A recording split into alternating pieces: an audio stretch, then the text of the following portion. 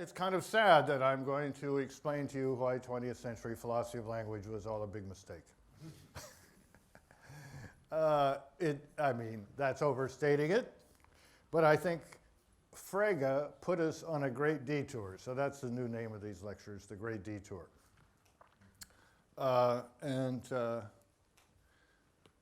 He started us on the Great Detour when he had a series of identity crises. The first one, or the best known one, is he tells us about at the beginning of his great essay on sense and reference, perhaps the single most influential essay in the philosophy of language, at least in the analytical style, or tied with on denoting, perhaps. He begins by saying, identity gives rise to challenging questions which are not altogether easy to answer. Is it a relation between objects, or between names or signs of objects? In my Begriffsschrift, I assume the latter. So that's Gottlob Frege on Sense and Reference, 1892. I'll just use the original Geach and Black translations of Sinn und Bedeutung.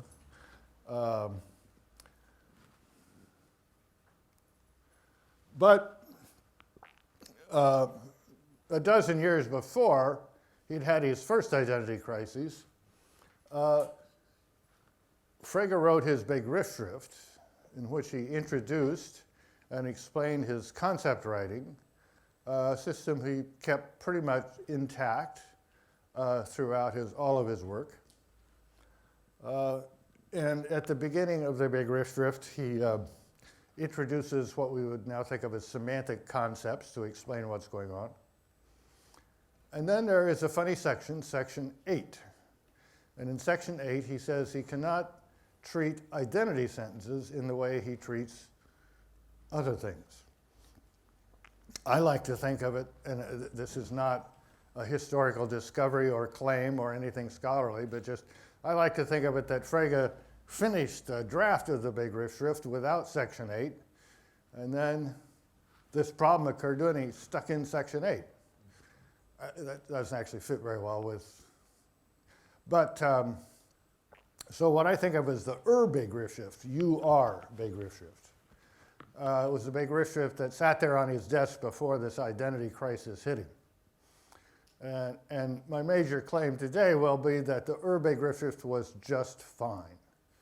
It had within it the ability to solve all of Frege's identity crises, and we didn't need this concept that comes in function and concept, and most particularly in sense and reference of a thought, a Gedanke. And whatever we take senses to be, we don't need to think of them in the way that we're forced to think of them once we have Gedanke. Frege set us on a great detour. Now, not all detours are bad. If you're going in America from St. Louis to Portland, the most straightforward way is to go across Missouri and then across a little corner of Kansas and across the great wasteland of Nebraska, my home, and across the even greater wasteland of Wyoming, nobody's home. Cut across the most boring parts of Idaho and go on into Oregon. But you can take a detour where you go up along the Missouri to South Dakota. You cut across the boring part of South Dakota, but then you see the Black Hills. Then you go on in to Montana and see Yellowstone National Park, and you see bison and all sorts of things. And that's much more interesting. You see geysers. You see astounding stuff. But really, it's all a waste of time. So that's how I view a large part of 20th century philosophy of language, and I'm trying to say it in as irritating a way as possible to get some reaction. So here's, boy, I don't know what's,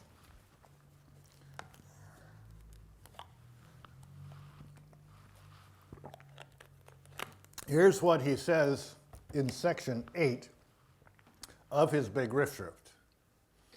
Identity of content differs from conditionality and negation in that it applies to names and not to contents. Whereas in other contexts, signs are merely representations of their content, so that every combination into which they occur expresses only relations between the respective contents, they suddenly display their own selves from their, I think I didn't get this type correct, combined by means of the signs for identity of content. For it expresses the circumstance that two names have the same content, and the introduction of a sign for identity of content necessarily produces a bifurcation in the meaning of all signs. They stand at times for their content, at times for themselves. Now, if you just went back to the beginning of on sense and reference and then looked at his examples, A equals sign B and A equals sign A, and you see what he says here about the Begriffsschrift, you'd think that in the Begriffsschrift he had said that identity was a relation between names, but he doesn't say that in the Begriffsschrift. He introduces a new sign for identity of content with 3 bars, but he does say that in the context of that sign, names stand for themselves and not for their usual contents.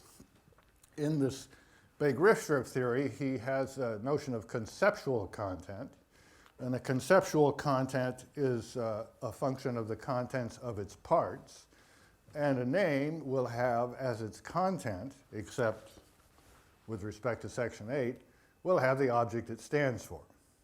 So when he's saying, in other contexts, signs are merely representations of their content, in later terminology you say,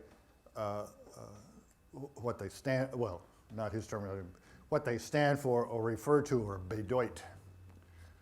Okay, now there's an important intermediate step between the Begriffsschrift and on sense and reference, probably several, but one particular. In function and concept, Frege sees, it seems, that his problem generalizes, but his Begriffsschrift solution does not. And it's odd that he doesn't mention this in the beginning of on sense and reference, because on sense and reference gives us a general solution. So here's what he says in function concept, which was published before on sense and reference. Can't really say for sure it was written before. From identity of Bedeutung, there does not follow identity of the thought expressed. If we say the evening star is a planet with a shorter period of revolution than the Earth, the thought we express is other than in the sentence, the morning star is a planet with a shorter period of revolution than the Earth. For somebody who does not know that the morning star is the evening star might regard one as true and the other as false. And yet the Bedeutung of both sentences must be the same, for it is just a matter of the interchange of the words evening star and morning star, which have the same Bedeutung, i.e. are proper names of the same heavenly body. We must distinguish between sense and Bedeutung. It's kind of a mixed translation. Forget where I got this, where Sinn is translated sense and Bedeutung is not translated, which on the whole is a good idea. So in the Begriffsschrift, you have identity sentences. And he adopts a special account of those to solve his problem. But the problem really isn't with identity, it seems. I mean, isn't really with identity sentences, it seems. It's with identity. If you have two terms, two different terms, like the morning star and the evening star, that refer to the same thing, you don't just simply get a problem when you say the morning star is the evening star. You get a problem when you have two sentences that are otherwise the same. The morning star is a heavenly body with a shorter, let's just say, the morning star is a planet. The evening star is a planet. Those would have been news to English-speaking Babylonians, but not the same news.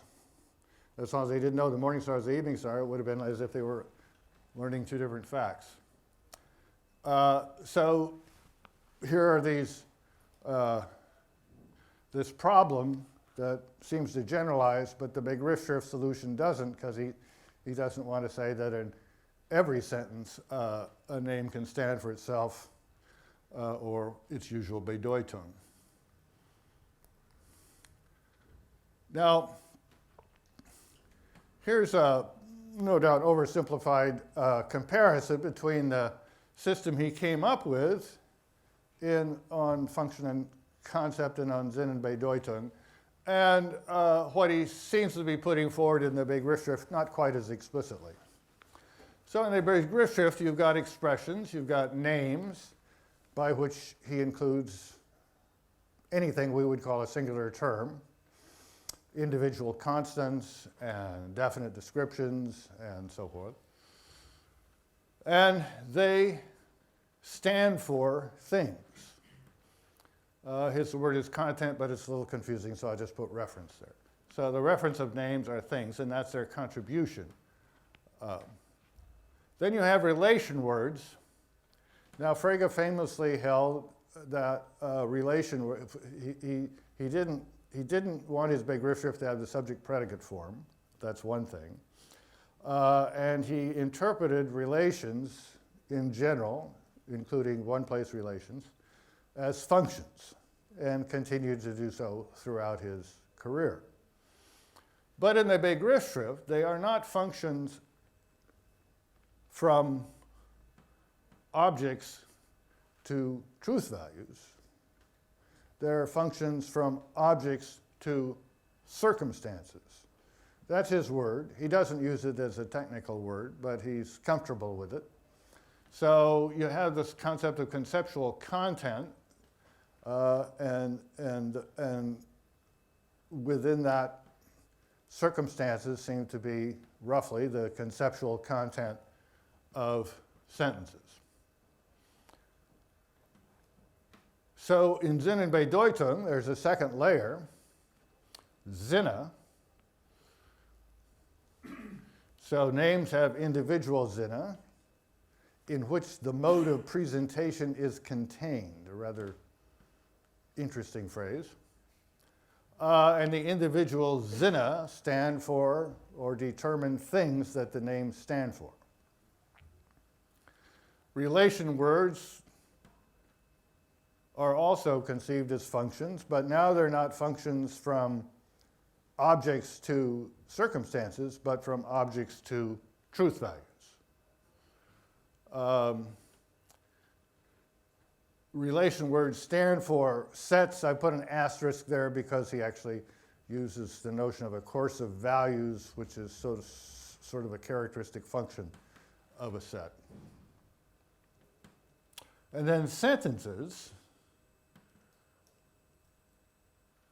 The sense of a sentence is a Gedanken, a thought, literally translated, but he's careful to say not a thought in the mind, not a mental occurrence or episode.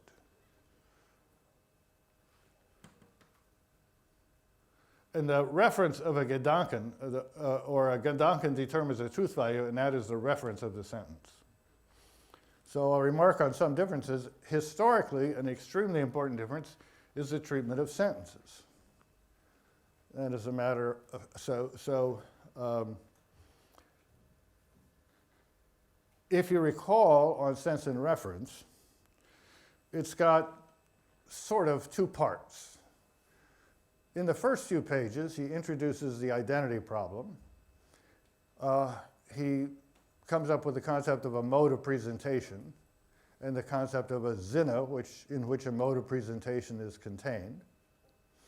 Then he talks about Sinne in a way that makes them sound like meanings. It's what everyone who understands a language associates with the expressions in the language.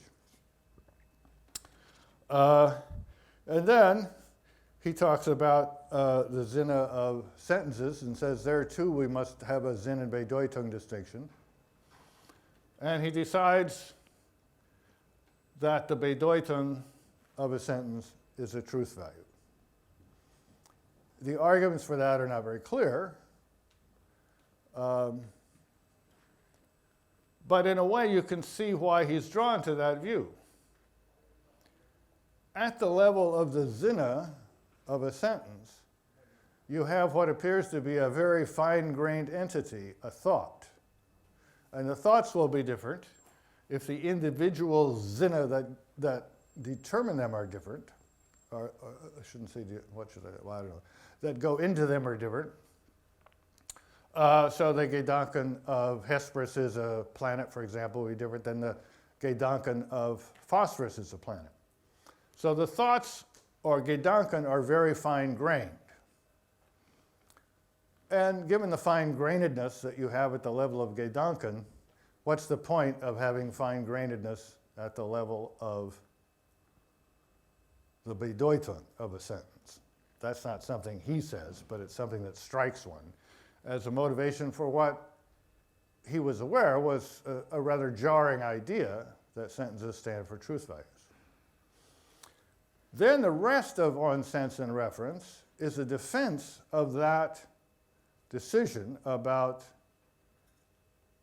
the reference of sentences, a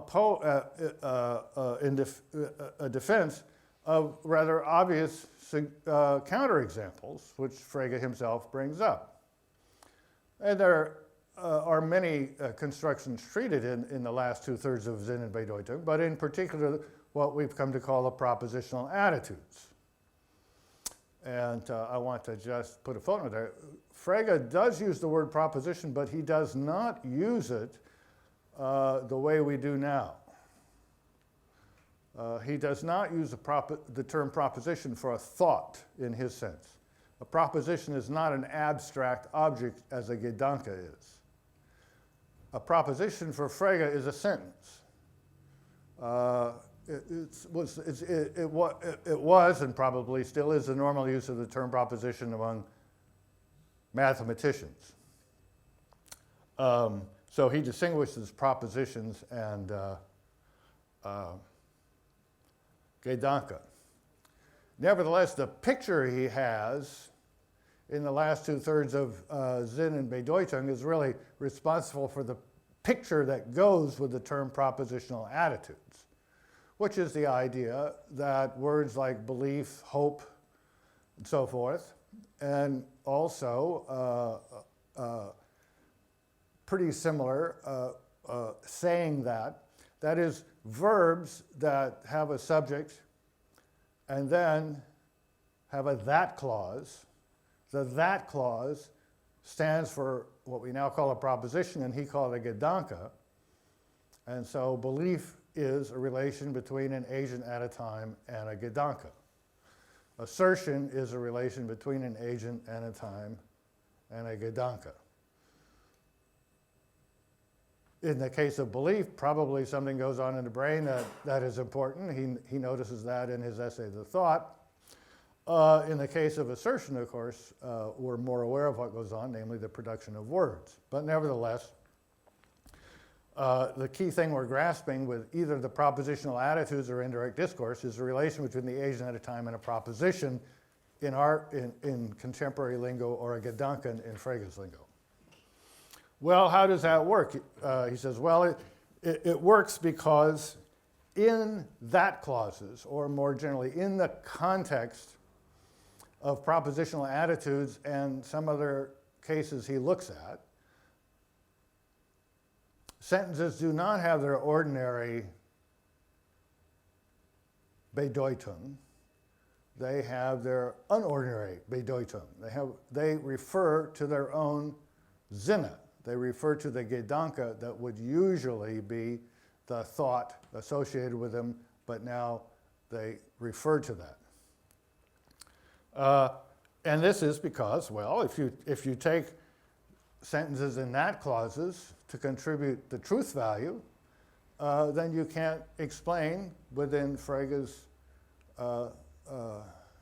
constraints of compositionality the difference between Isadora believes the moon is a sphere, and Isadora believes Trump is an idiot. I presume on Isadora that you know that the moon is a sphere. Okay.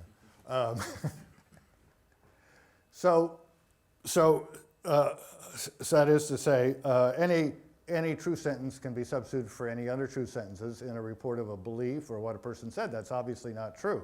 So prima facie, it's a counterexample to his theory that the Bedeutung of a sentence is a truth value. So he devotes the larger part of On Sense and Reference to explaining how he overcomes that objection, and while doing so, produces work on a number of very interesting problems that is quite pioneering. And as a result of that last two-thirds of On Sense and Reference, Frege's work had a huge influence not just on the philosophy of language, of course it had a huge influence on logic, but also on the philosophy of language, but also on the philosophy of mind. Because this conception of propositional attitudes as attitudes towards propositions survives in lots of various forms, depending on what people mean by proposition. Now, one last footnote before I leave. There is one complication with Frege's theory, which is that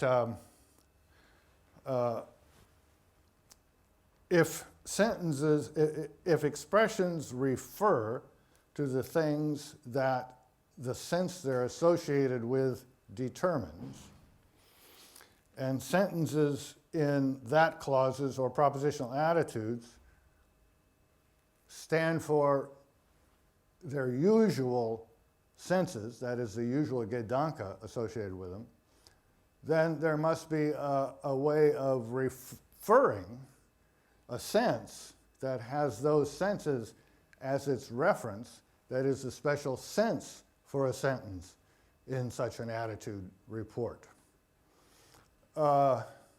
This looks like there'll have to be an infinite, or at least potentially infinite hierarchy of senses. Because if you trace through Frege's idea, if I iterate propositional attitudes, I'll end up referring to senses of senses of senses. So if I say Isadora believes that Francois believes that the moon is a sphere, it looks like if you do follow Frege's theory through, that clause will have to refer to the sense that the sentence has, that will have to refer not to its ordinary sense, but to its indirect sense.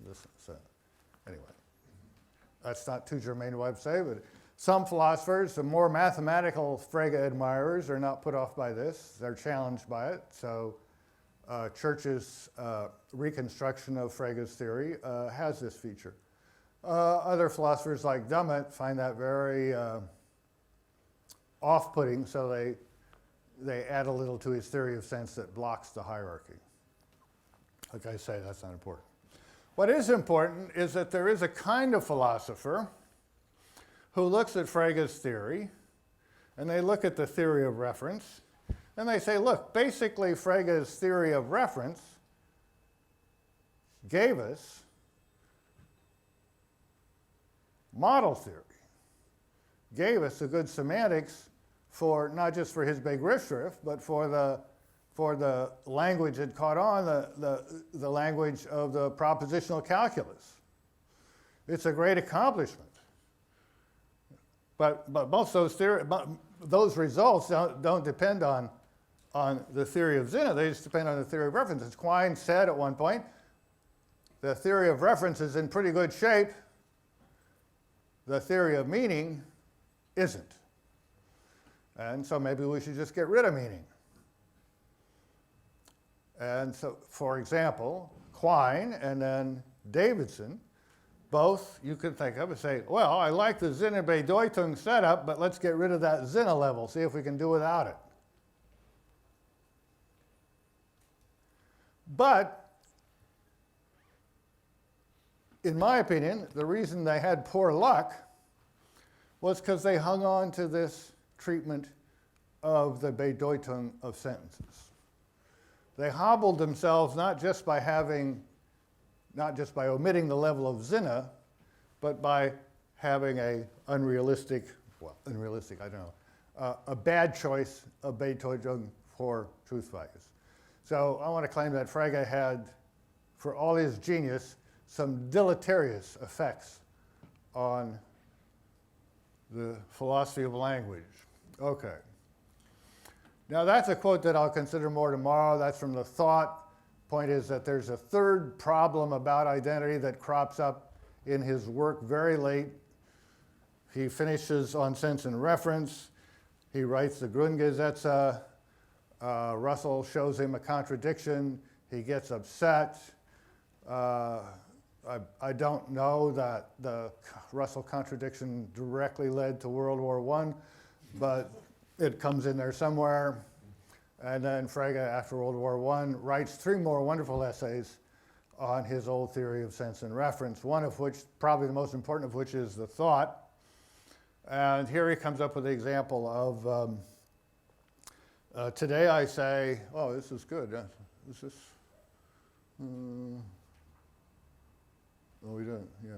So if I say it's raining today, and then tomorrow I want to say the same thing, I have to say it was raining yesterday. Forget about tense, just think about yesterday and today. It looks like identity problem, or at least identity phenomenon. What the day I refer to when I say today, today is the day I refer to when I say yesterday, tomorrow. And in The Thought, he notices that you have to adjust the wording to keep something the same. Somewhat oddly, he thinks that you're adjusting the wording to keep the thought the same. And he doesn't seem to recognize that he has a problem, but I think he does. And we'll talk about that some tomorrow.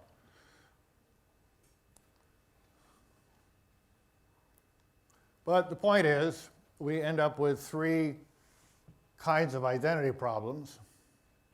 Now, I've stuck in Hesperus and Phosphorus there. From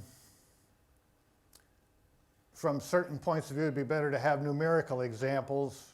That's closer to what he was worried about in the big rift drift, and also brings some interesting problems. And because today I don't want to discuss some of the problems that are germane only to proper names, like causal historical chains and the intentions of the speaker to use, say, Venus to stand for the planet rather than Venus de Milo or Venus Williams or something like that. So I'm introducing some familiar proper names, Hesperus and Phosphorus, but we'll think of them as just kind of individual constants, or some people say million names. I'm not sure what that means. So Hesperus is Hesperus, Hesperus is Phosphorus, Hesperus is a planet, Phosphorus is a planet. Of course, the problem with this example for philosophers like me, and I suspect most of you, is that every time you want to use a Hesperus-Phosphorus example, you have to go to Wikipedia and look up and see which of them is the morning star and which one is the evening star. But I digress. Okay, so those are 3 problems. And in big rift shift terminology, we might say each pair share conceptual content but have different, not in big rift shift terminology, cognitive significance. Now I want to say a little bit about the concept of cognitive significance. It's more or less not a Fregean term, but a term that we use in English philosophy of language to explain Frege's problems. Each of these pair, we might think, has the same Bedeutung, or putting in Begriffsschrift terminology, they have the same conceptual content, if you don't consider section 8, but they have different cognitive significance. Well, Frege actually uses the term cognitive value in On Sense and Reference, and there he seems to mean that A equals A is a priori, or perhaps analytic, whereas A equals B isn't always analytic, typically isn't analytic. So it's not really something to do with cognition, but something to do with being a priori or not a priori, or possibly being analytic or not. But when he moves to the example in function and concept, that doesn't just involve the identity sentence, but the two different sentences that are similar except that one has the evening star in it and one has the morning star in it, it's not really an issue of one being a priori or analytic and the other one not being a priori analytic. The evening star is a planet is not analytic, and the morning star is a planet is not analytic. And the Babylonians couldn't have figured out either of them a priori. So it's some more general concept of cognitive value that's bothering him. And he's not really explicit about that, although on function and concept, he says a competent listener could regard the one as true, the other as false. The one what? Well, the one sentence, I guess. If you heard someone say, if you're brought here from Babylonia times and given an injection that teaches you English, and I tell you Hesperus is a planet or the evening star is a planet, you may accept that, but just be very skeptical and reject the idea that phosphorus could be a planet. Kind of analogous to that, although Frege, as far as I know, mentions it seems like a competent speaker could assert the one and deny or be up in the air about the other. And then finally, a couple of earmarks of different cognitive significance that Frege doesn't really do any more than hint at, but I think are quite important.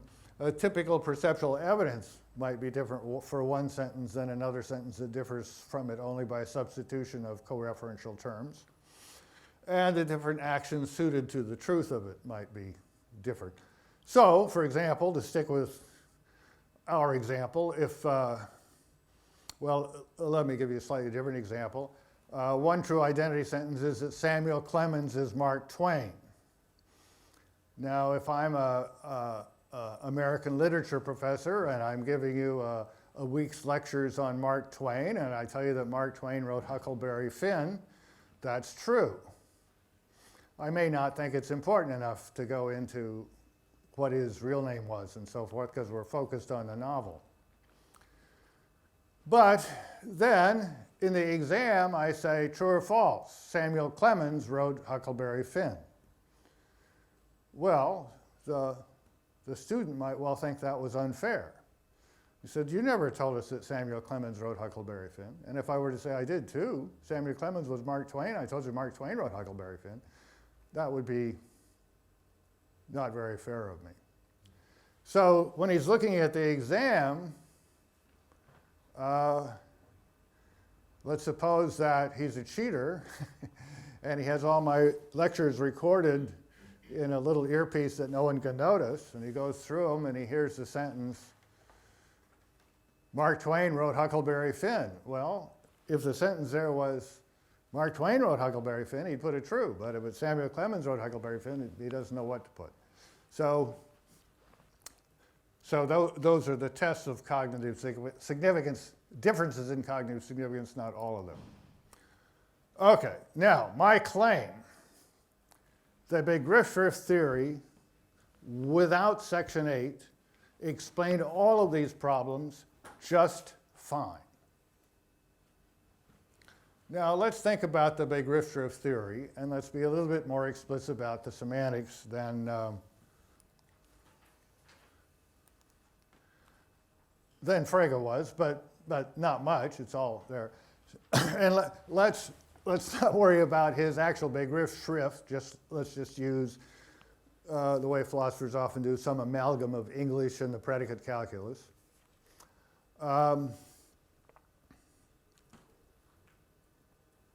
Okay, so if you had the sentences about Hesperus and phosphorus, let's say, so your vocabulary was Hesperus, phosphorus, identity, all the numerals for the natural numbers, some stuff like that. Well, so your language would have a lexicon, right? The semantics for the language would require a lexicon that gave the meanings of the words.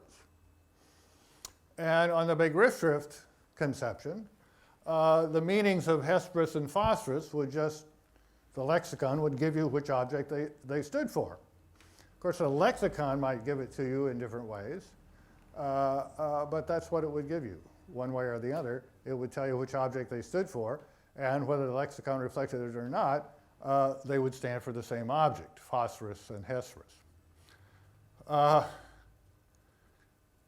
Predicates, or I shouldn't say predicates, relation terms, stand for properties conceived as functions to circumstances. So is a planet stands for the property of being a planet, which is, say, a function from an object to the circumstance that that object is a planet. And the 2 bars stands for identity. Remember, this is before he had section 8. 2 bars stand for identity. That is the function from 2 objects to the circumstance that those 2 objects are really not 2 but 1. So that's part of the semantics of Frege's Ur-Begriffsschrift. Now, the other part of the semantics will be the compositional rules that tell you what happens when you put these lexical items together. And you would need 2 compositional rules to deal with the examples we've got. That phi of alpha is true, that is, stands for the circumstance that the object alpha stands for has the property phi stands for. And secondly, that rho of alpha beta is true, that is, stands for the circumstance that the objects alpha and beta stand in the relation that phi stands for. So those are our 2 semantical rules. Then my general thesis, before I get into, I need to explain one thing about my general thesis is that Frege's problems have to do with truth. Frege has these funny things where he says truth is not a property, but it is a property. Truth is a property of, I think, utterances, but for today we'll just kind of finesse the problem by saying sentences. There are true sentences and false sentences. It's very important to know the difference.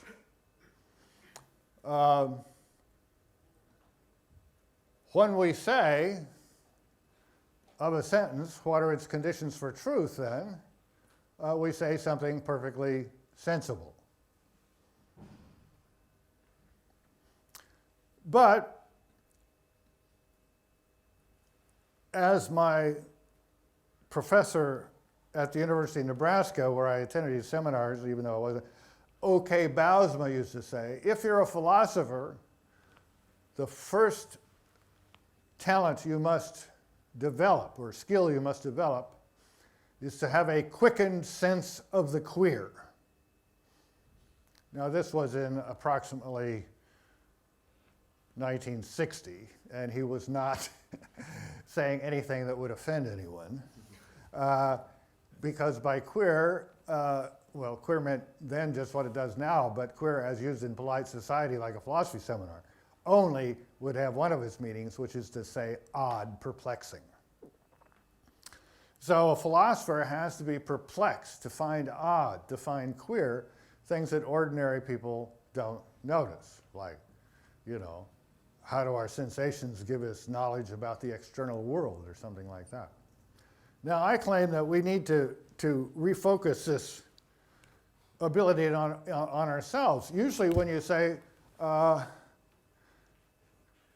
you know, I'll pick on Isadora here, why not? Let's say Isadora says something. Make an assertion, Isadora. Say something about Trump.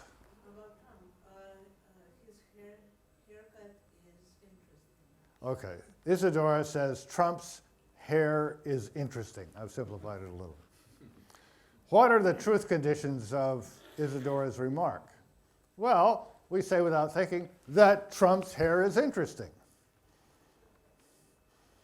But that's kind of odd because we were asking about an utterance of Isadora's and we're giving conditions on Trump. If the question is, what conditions does Isadora's utterance have to fulfill to be true, shouldn't we be giving conditions on her utterance instead of on Trump? Well, That's quickened the sense of the queer. I may not have quickened it enough, but anyway, my sense of the queer is quickened by that question. Well, the answer seems to be, in general, when you talk about under what conditions is so-and-so such and such, there's quite a bit of flexibility. Here's my example. Bernie Sanders. Feel the burn. Even though it's getting a little hard. So if we ask, under what conditions will Bernie be president? Well, here's a good answer, probably not the one we usually give, but it's a perfectly good answer. It's true. Given, I want to say, whenever you ask the conditions, under what conditions is so-and-so such and such, you're always taking certain things for granted, certain things for given. That is, certain things will have to be true for so-and-so to be such and such, but you won't feel the need to list them. So, given that the world and the US continue to exist, what else has to be the case for Bernie to be president? Well, Bernie will be president if he secures the nomination of a political party, that is, existential quantifier that exists in X, X political party, and Bernie gets nominated by X, and that party, that is to say X, wins the states Obama won in 2012. That's true. If Bernie fulfills those conditions, he will be president. Now, you might naturally assume that if he gets the nomination, it'll be the nomination of the Democratic Party. But there's other parties. Maybe the Libertarians will fall in love with him. Maybe the Republicans will ditch Trump at the last moment and pick Bernie, not too likely. Maybe the Greens. But we think it's most likely, as a matter of fact, it's certain, that if he's nominated by a party, it will be the Democratic Party. So let's add that to what's given. So given all the stuff above about the world and the US, and in addition that Bernie wins the Democratic nomination, what else is required for him to win, to be president? Well, given all that, he will win if the Democrats win the states that Obama won in 2012. That's again a perfectly coherent answer, and the two answers are different, but they don't disagree. Because the difference between the answers has to do with the difference between what's taken as given. But notice that the first is a condition on Bernie. That is to say, as you read through the blah, blah, blah, blah, blah, if Bernie, and then properties that Bernie will have to have that quantify over the party that he will have to win the nomination of. In the second one, we've plugged in the party we've existentially instantiated, as we used to say. I don't know what and now we end up with a condition on the Democrats, not on Bernie. So that was what struck us as queer about the truth conditions example, but we can see here, no, it's a common phenomenon. In a way, we're still giving conditions on Bernie. But all of the facts about Bernie have, so to speak, been absorbed into what's given. Still, all the things we're giving conditions on are related to Bernie by filling roles having to do with Bernie.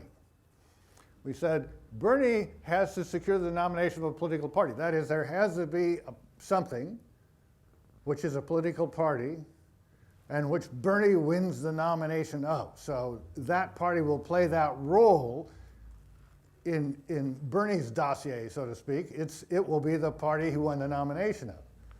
Then we tell you what that party is and put conditions on it, but its relevance to our original question is only this track of conditions in the given that leads back to Bernie.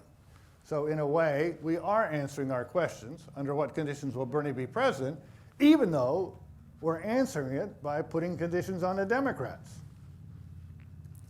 Well, I think something like that is going on with truth conditions, and the fact that we haven't realized it has really obscured the whole situation a great deal.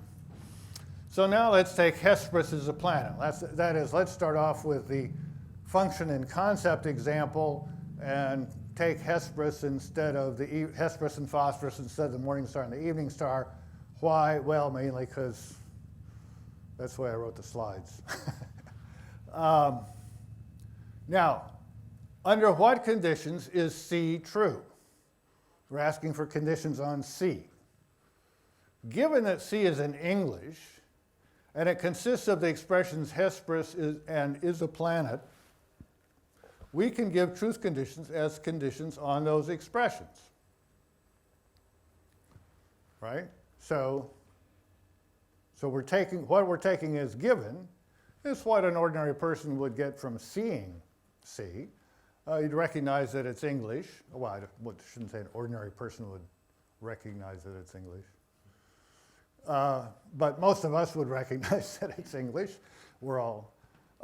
And given that it's in English, and we would recognize the words in it, Hesperus is a planet, and then I'm simplifying that we would recognize the kind of important expressions, Hesperus is a planet. Given we recognize all that, we can give truth conditions as conditions on those expressions.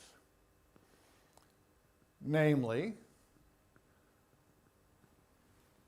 take in addition to what I just mentioned, the compositional rule, but not the lexicon, and you get C is true if and only if there is an object such that, so there is an object X and a property F, such that the word Hesperus stands for X, the words is a planet stand for F, and X has F. That's a perfectly good truth condition on C. It's not claiming that's what C says, or that's what C expresses. I'm just saying, under those conditions, C will be true. Now suppose we add a little bit from the lexicon. Let's add that the two bars stand for identity. We're taking one thing from, so we've got the compositional rule, and that one thing from the lexicon, and we're adding those to what is given, and we say, what else has to be true for C to be true, given that? Well, then C is true if and only if there is something that Hesperus stands for, and it's a planet. We don't have, F is not part of what we're talking about anymore, because it discharged its obligation when we looked in the lexicon and said that means it is a planet.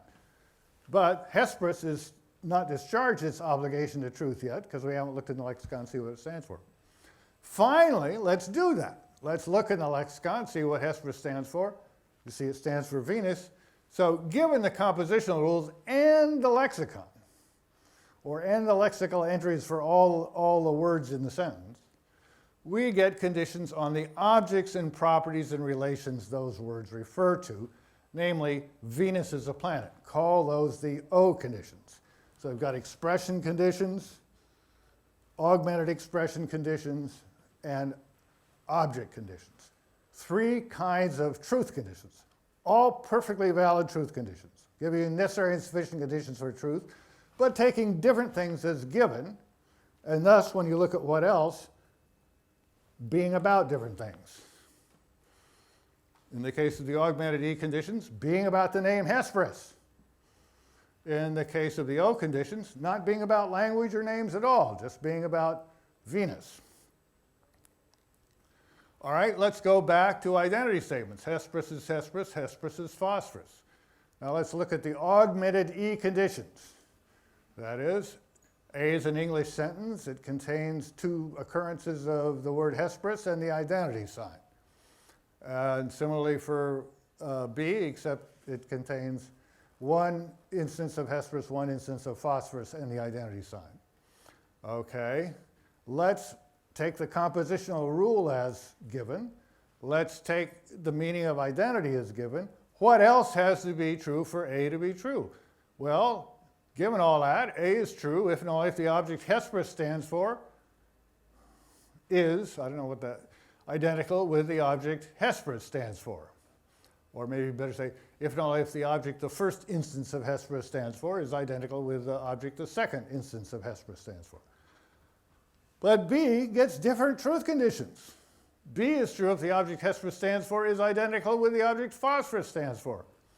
That's exactly what Frege wanted, that he thought he could only get by adding section 8 and promoting the fact about names to the conceptual content of his theory, which meant that he had to say, in this case, the names stood for themselves and not for their ordinary reference. Well, that was totally unnecessary. He didn't need to do that. When you teach this stuff to undergraduates, who, particularly not philosophy majors, and you give them the first sentence of on sense and reference, and you say, so Frege asks, what's the difference between A equals B and A equals A? Some poor student is going to say, the difference is there's a B in the second one and not in the first one. Then you use all of your educational skills to explain to them why they've missed the point. But after 40 years of doing this, I've concluded they don't miss the point at all. That's exactly the point. Frege and all of us should recognize that all the truth conditions can be the knowledge imparted by an utterance to someone who assumes that it's true. All the truth conditions. There's not some kind of magical thing where you look at a sentence and you do all this figuring out and you get to the O conditions and then you say, oops, same O conditions for two different sentences, which differ only in having co-referring expressions. So O conditions can't be the proposition expressed or the Gedanke of a sentence. No. What you're looking for in the Gedanke, you don't need to look for in the Gedanke. It's already there in the truth conditions, as long as you're willing to look at the variety of truth conditions that you get when you fix different things.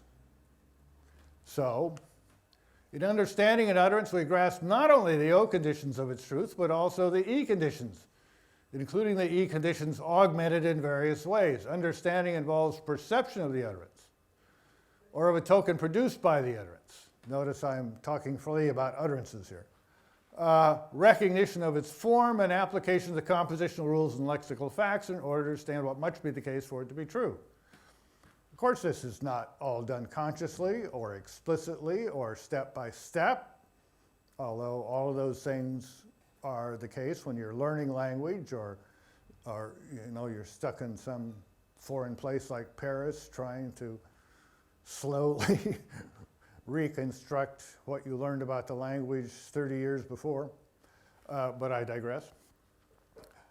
So there's no mystery how one can learn from A but not B that Hesperus and phosphorus co-refer.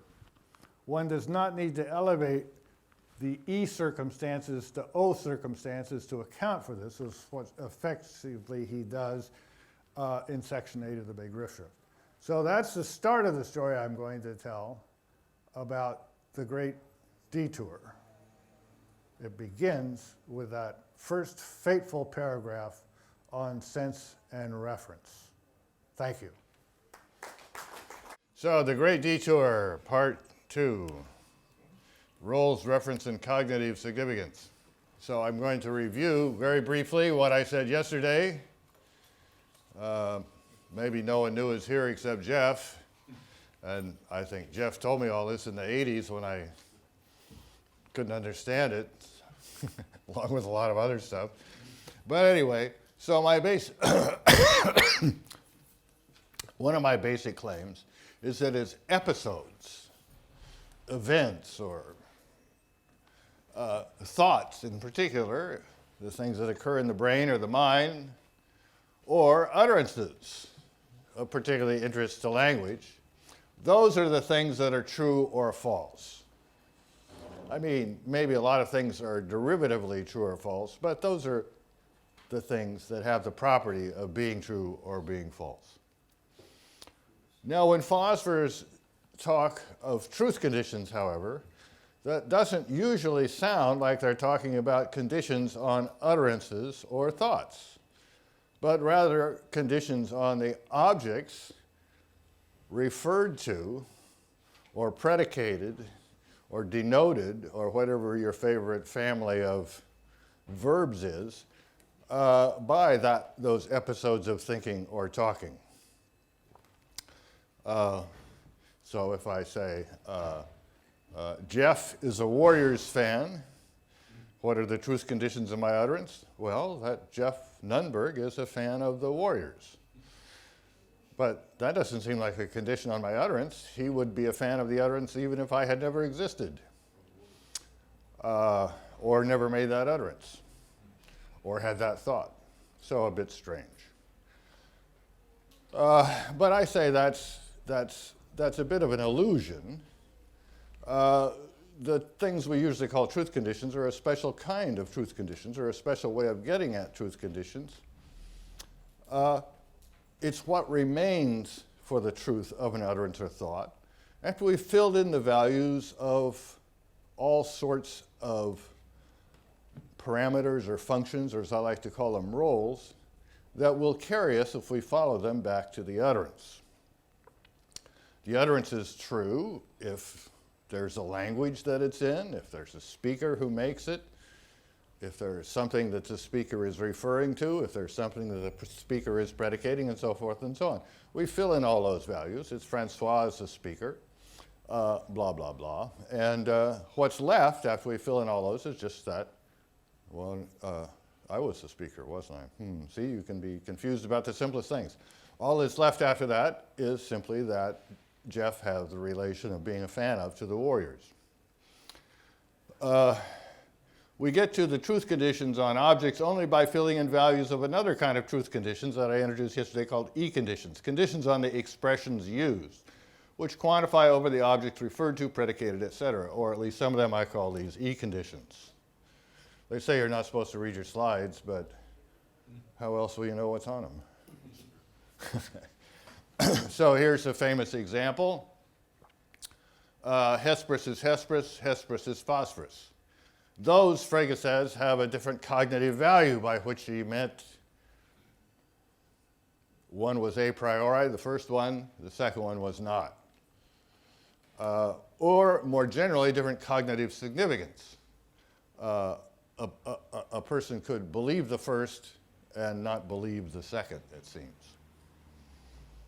I claim we can get at the difference in cognitive significance using the tools from Frege's Begriffsschrift, and we don't need to advance to the theory of Frege's on sense and reference.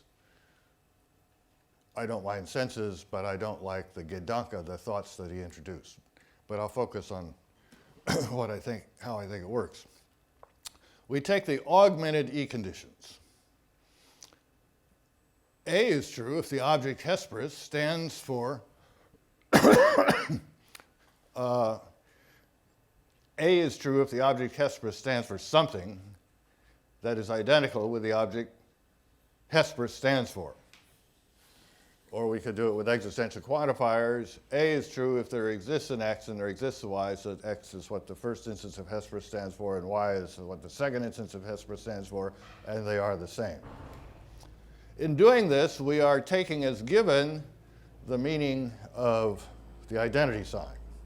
So the unaugmented E-conditions would simply be A is true if and only if there is an object Hesperus stands for and there is an object phosphorus stands for, and there is a relation the two bars, the identity sign stands for, and the first object has that relation to the second object. But we will take the augmented E conditions. And B is true if and only if the object Hesperus stands for is identical with the object phosphorus stands for. Now, those are different truth conditions. They are essentially the truth conditions that in section 8 of his Begriffsschrift, Frege elevated to conceptual content, he called it. He said that in the case of identity signs, these names do not have their usual content. They stand for themselves. On sense and reference, Frege then criticized that, saying that even in an identity statement, you're talking about the objects, not about the names. But I'm taking Frege's Begriffsschrift and giving him a version of his own theory that does not open itself to the objection he makes in On Sense and Reference. I'm saying just leave the semantics the way they are. Leave out section 8.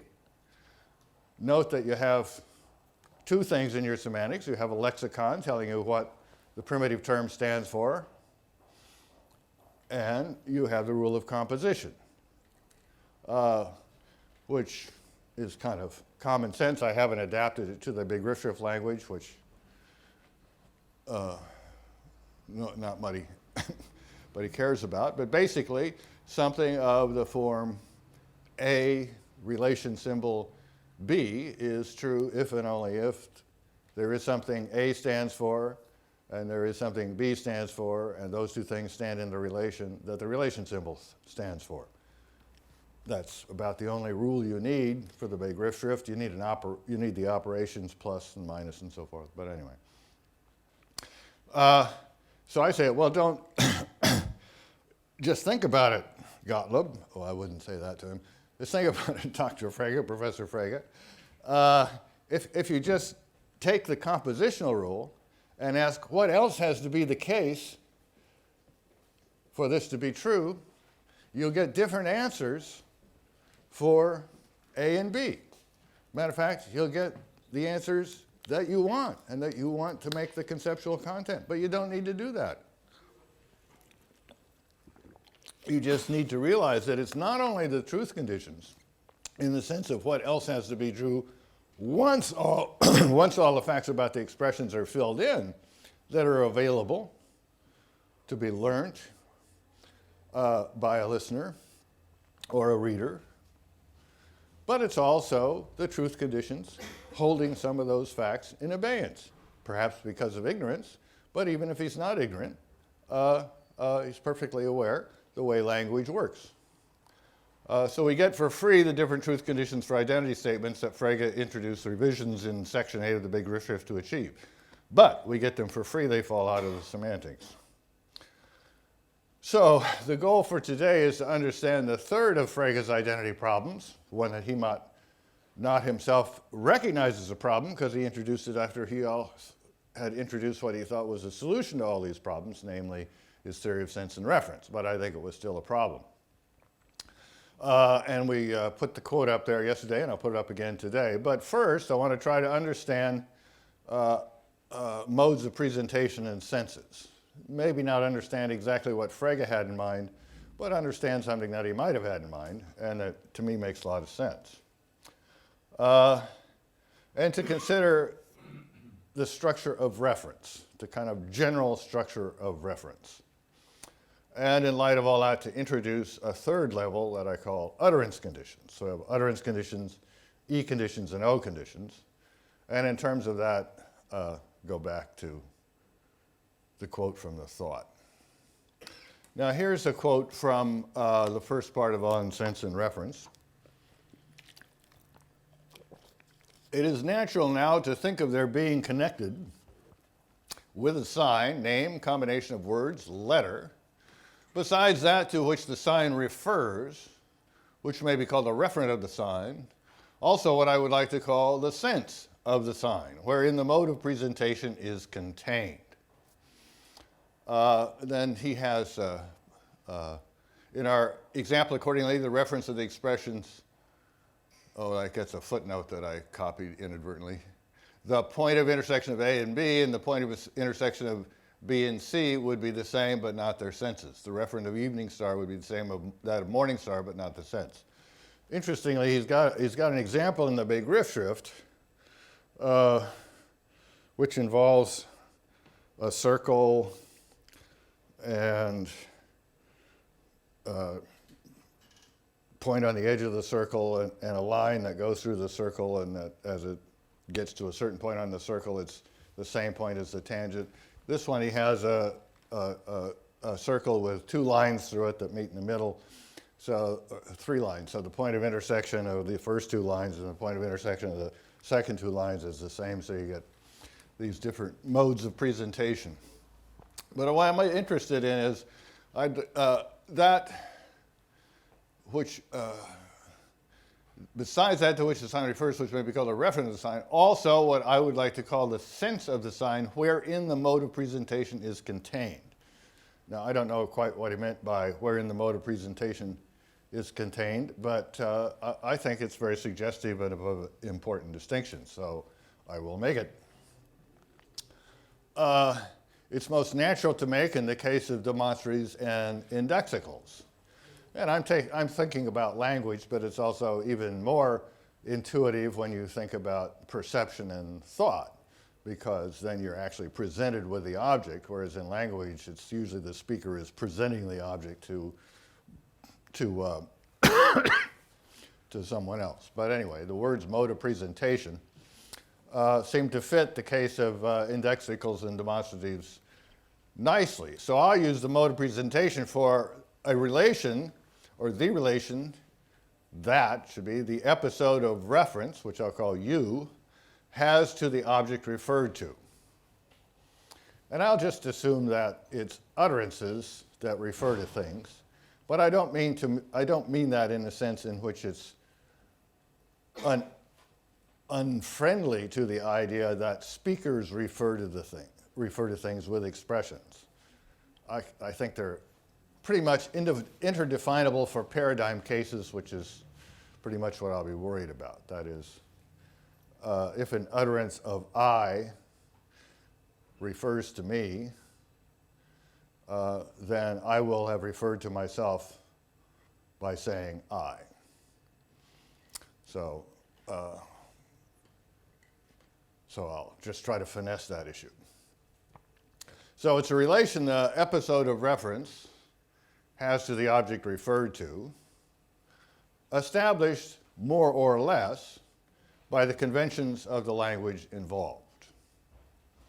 So in the simple case of I, English establishes a certain relation that the utterance has to have to the reference. Namely, the utterance has to have a speaker, and that speaker is the referent.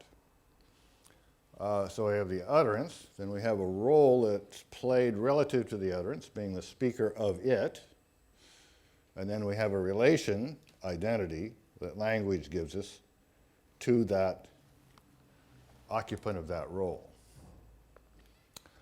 The conventions may involve objects that play important utterance relative roles, speaker of, time of, location of.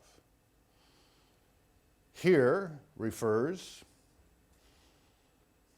cases where it doesn't set aside, here, according to the dictionary, refers to the location of the speaker of the utterance. Right, so we got the utterance, and we got 2 roles that are filled, speaker of, so I should have said, okay. Scratch that. Here, the rule is just Kaplan's rule, adapted to utterances. An utterance of the word here refers to the location of the utterance. On the other hand, a demonstrative use of here refers to the location pointed to by the speaker of the utterance at the time. So these roles, these things that Kaplan puts into the context, I see simply, as he does too, he just doesn't want to deal with utterances, I see simply as roles, that is, partial functions from the utterance to individuals. Speaker of, time of, place of, addressee of, partial function, there may not be an addressee.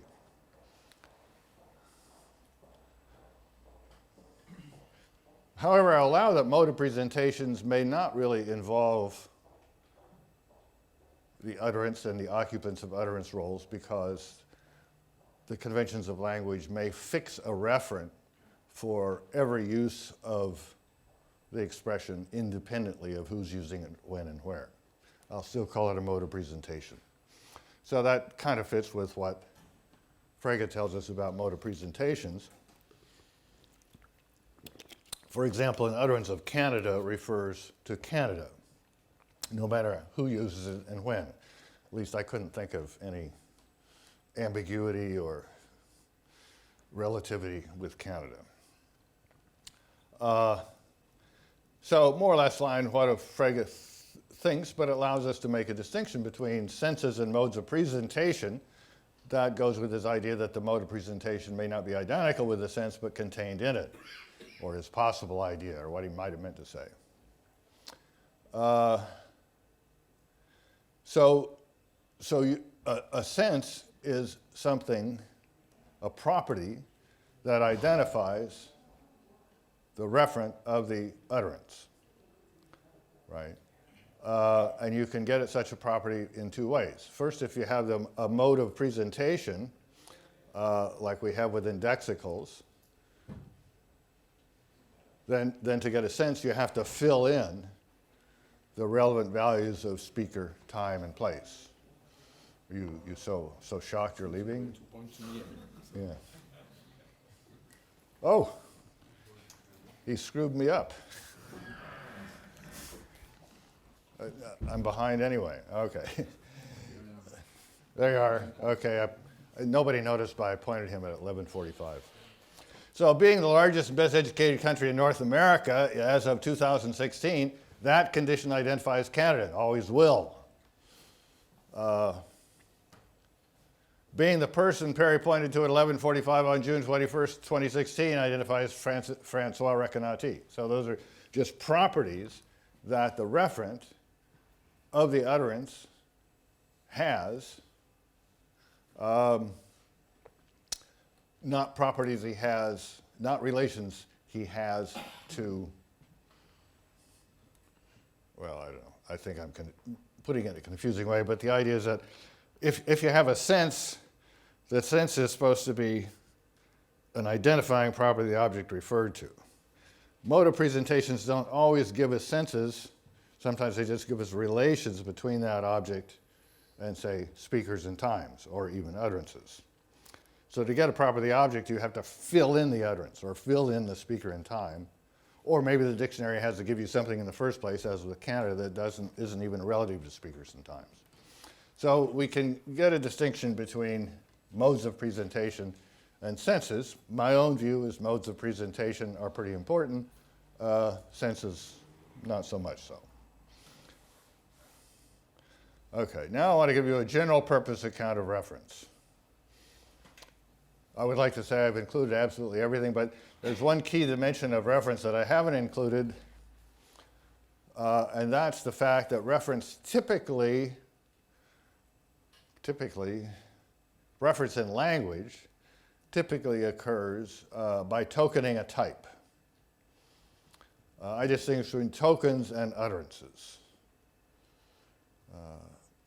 An utterance is typically the production of a token, maybe a token that's a blast of air that travels through space and affects the ears of others, perhaps something written that makes marks on a page that others can perceive, or perhaps signing, which is like talking, only the tokens go even quicker.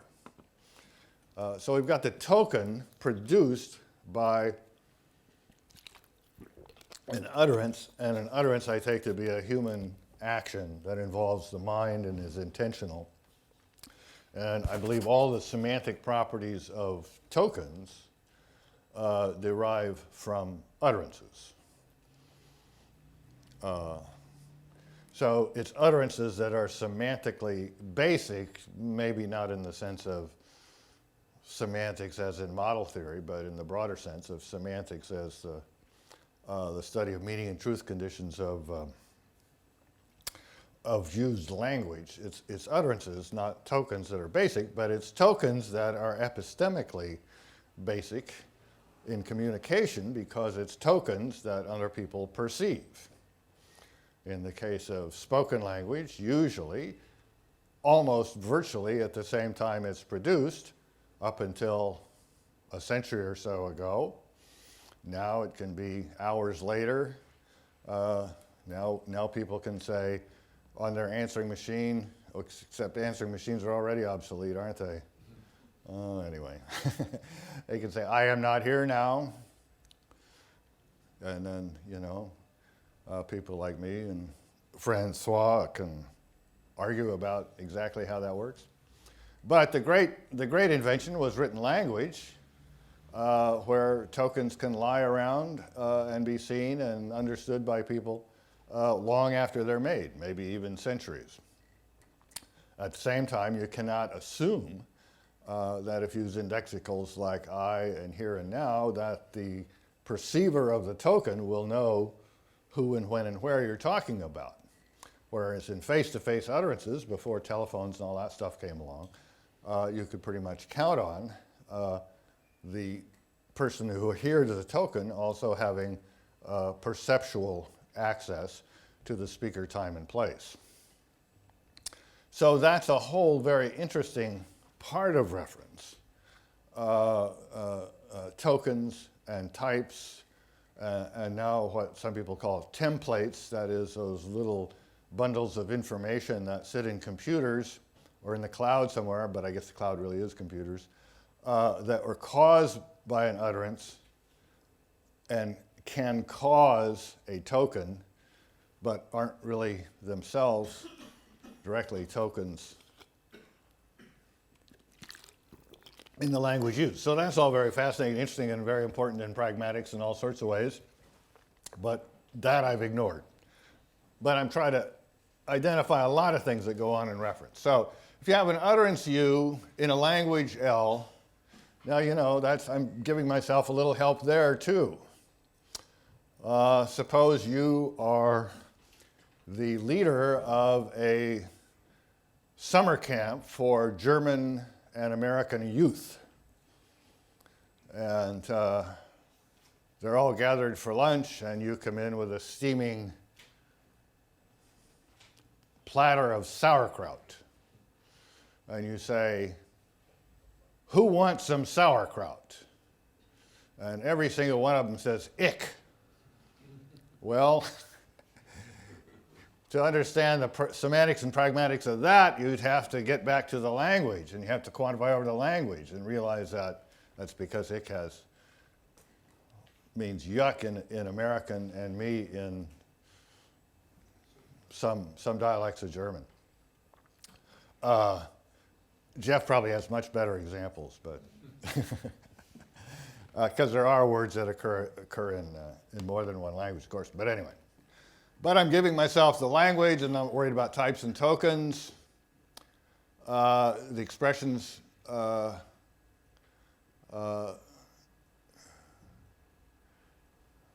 here are types, and so, but I'm not sticking in there. U is the production of a token of that belongs to a certain type. It's just kind of finessing that. So, an utterance in U, what does it have to do to refer to an object? So if Jeff said, I'm sorry to pick on you, Jeff, but I haven't seen you for a while. So, so if Jeff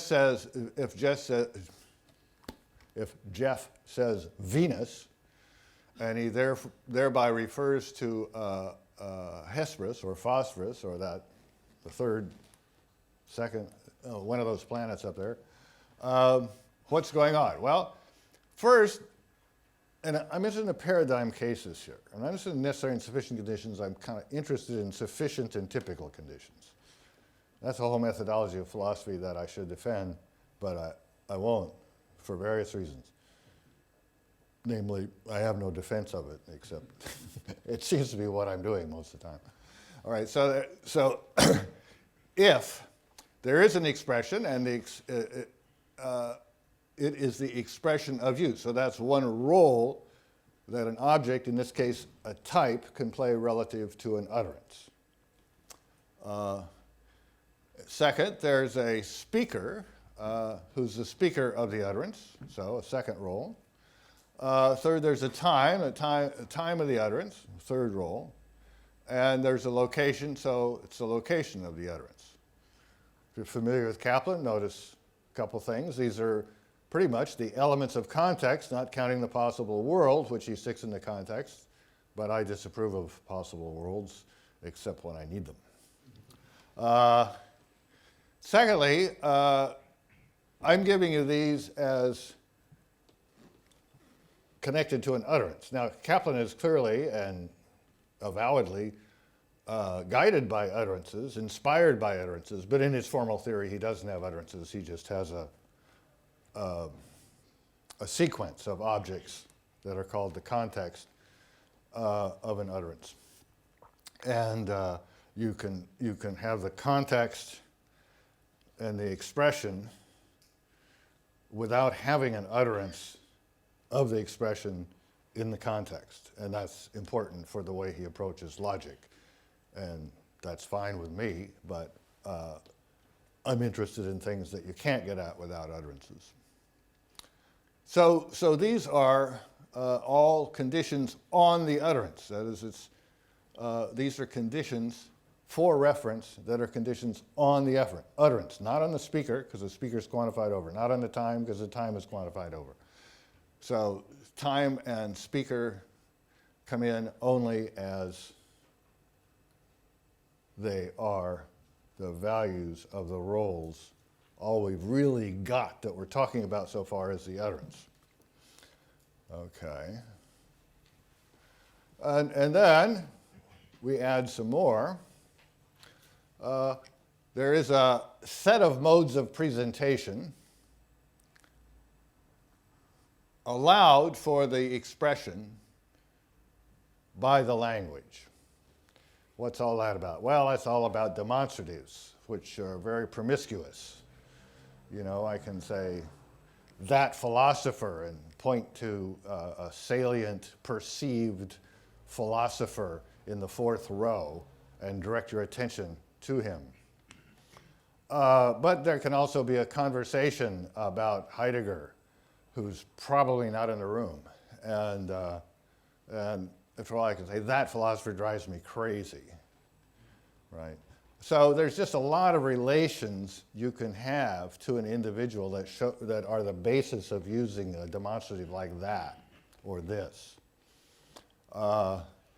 And I'm assuming that there is some limit that, in theory, a dictionary would tell us.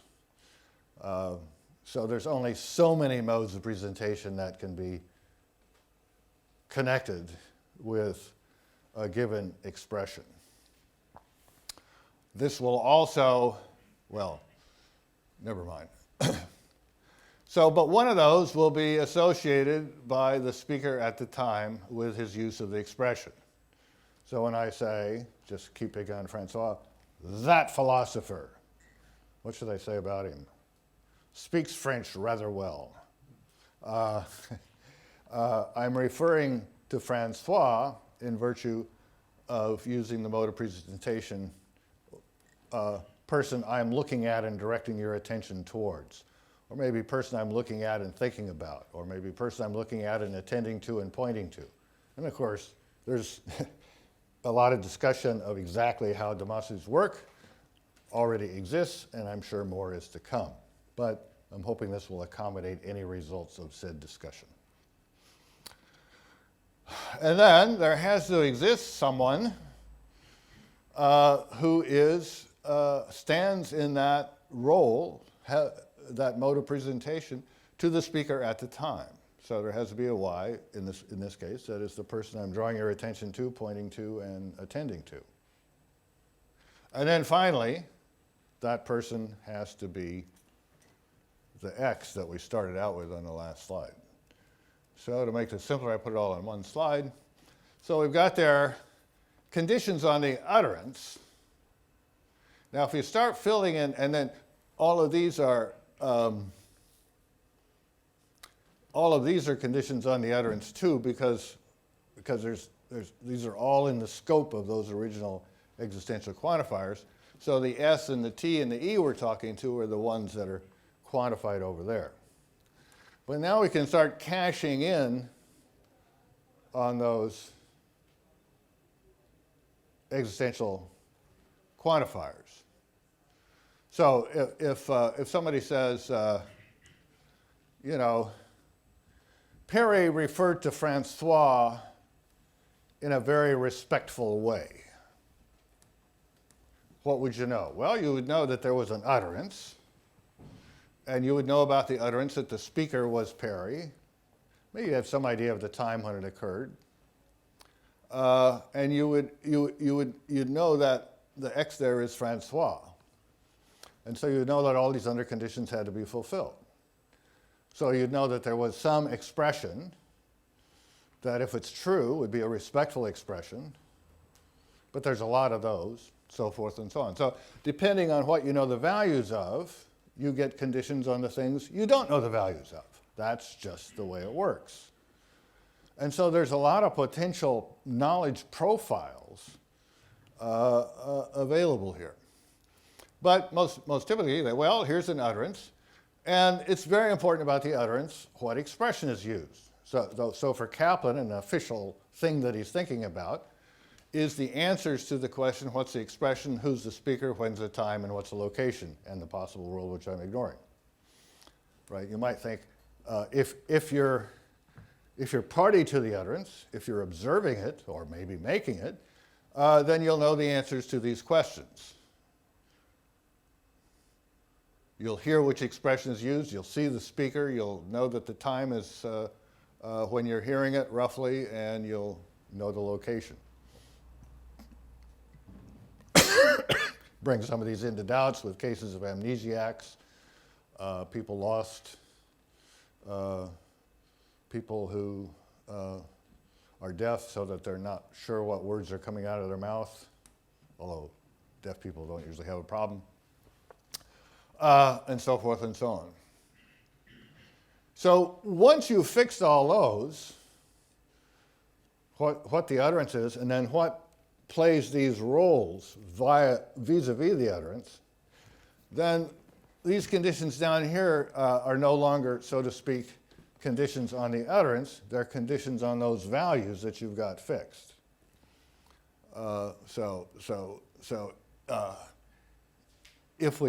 If we put in the answer to each of those questions there, then we can take that answer and fill it in for this here. So if you don't know any of this stuff, or if you don't know the answers to all of those, that first batch, you're dealing with what I'm going to call utterance conditions. Conditions of reference that are really conditions on the utterance. Once you fill those in, so you know who the speaker is, the time is, and the expression, then you're dealing with conditions on the speaker, time, and place. May not involve all of them. If it's a word like Canada, it really doesn't involve any of them. Once you know the language, you've got your bottom line. But these are things that could come in. So you've got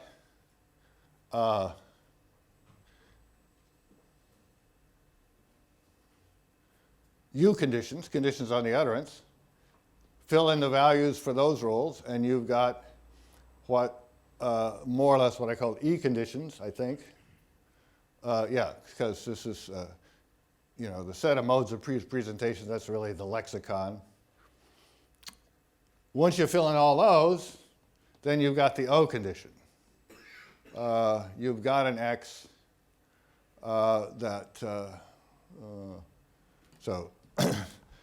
so you've got a Y, which is the thing that the mode of presentation by the speaker at the time determines, and that Y is X.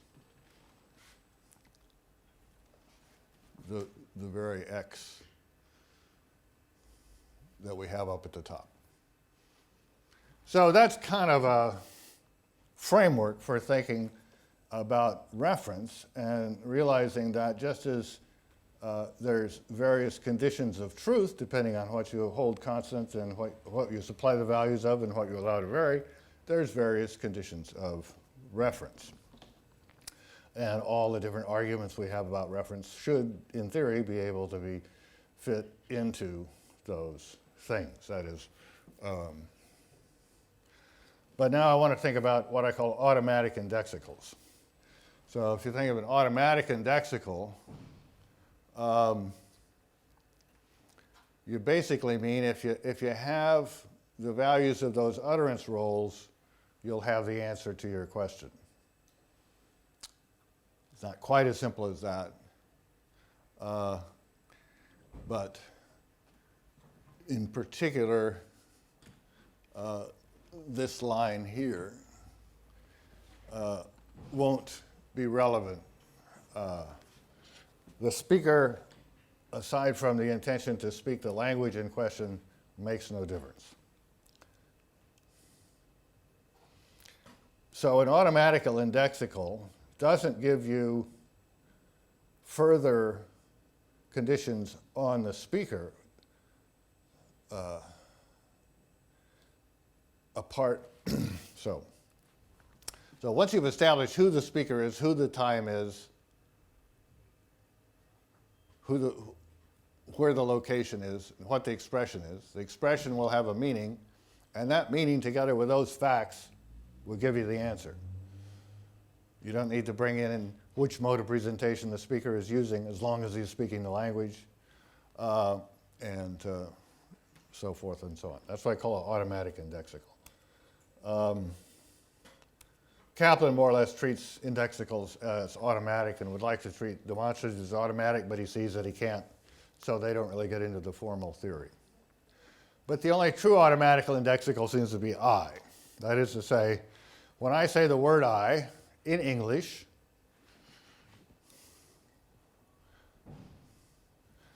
so I say the word I in English. English allows only one mode of presentation for I, namely identity. I refers to the person who's identical with the speaker. So if we know the speaker is me, we know that the referent of I is me. It's all automatic. I can't say, oh, I didn't mean first person I meant I in the sense of person I wished I was or something like that. Just doesn't work like that. So you really do get from these contextual facts, what Kaplan calls the context, and the meaning, the character, to the referent. The other ones that come close are the temporal indexicals. Today, tomorrow, and yesterday, interestingly enough, the ones that Frege uses in the example we're sneaking up on. But they're really not quite automatic. So, for example, if I'm flying back to San Francisco and I'm leaving Paris at say 5 in the evening, and I call my wife, and I can say truthfully, well, I'll see you tomorrow. But I could also say truthfully, well, I'll see you today. That's because the referent of today and tomorrow depend on the time zone. Today and tomorrow refer to a 24-hour stretch of time between 12 midnight and 12 midnight that the time of utterance is a part of. That's a constraint that the dictionary puts on today. That's what the mode of presentation set consists of. But the speaker can choose to use today with reference to any time zone that he wishes, or maybe I'm overstating it, with any time zone that's relevant. If I'm working on a manuscript for a book Francois is editing, Francois is a go-getter. He probably, when he was younger, expected philosophers to have their manuscripts ready on time. I'm sure he doesn't expect that now. But he might say, okay, Perry, I need it today. I'm in Palo Alto. I say, with, as we say in the court, hidden mental reservations, yes, I'll definitely have it today. You'll have it today, Francois. It's now, no doubt about it. You're going to have it today. But I'm thinking today, Pacific Coast time. But expecting him to expect and be pleased because he's thinking today, European time. Well, maybe that's not honest, but it's possible, right? So even with today, tomorrow, and yesterday, there's a little flexibility that more or less I'm thinking of this line taking care of, although a more nuanced treatment would no doubt be necessary if we were going to understand it right. So the referent of an automatic indexical does not depend on speaker intentions, informational chains, and so forth, the way references of a lot of things do. And by that criterion, I think I is the only really, truly automatic indexical. And moreover, I have a meta-belief that it's probably not either, because some clever philosopher, maybe someone in this room, will think up an example I haven't thought of. I mean, you could, if you've ever read Dennett's article, Where Am I? How many have read that? Well, through various misadventures, a fellow ends up with his eyes in Oklahoma and most of the rest of his brain in Cincinnati and his, so forth and so on. So it's not very clear where he is. That's probably not going to do it either. Maybe we have a splitting, never mind.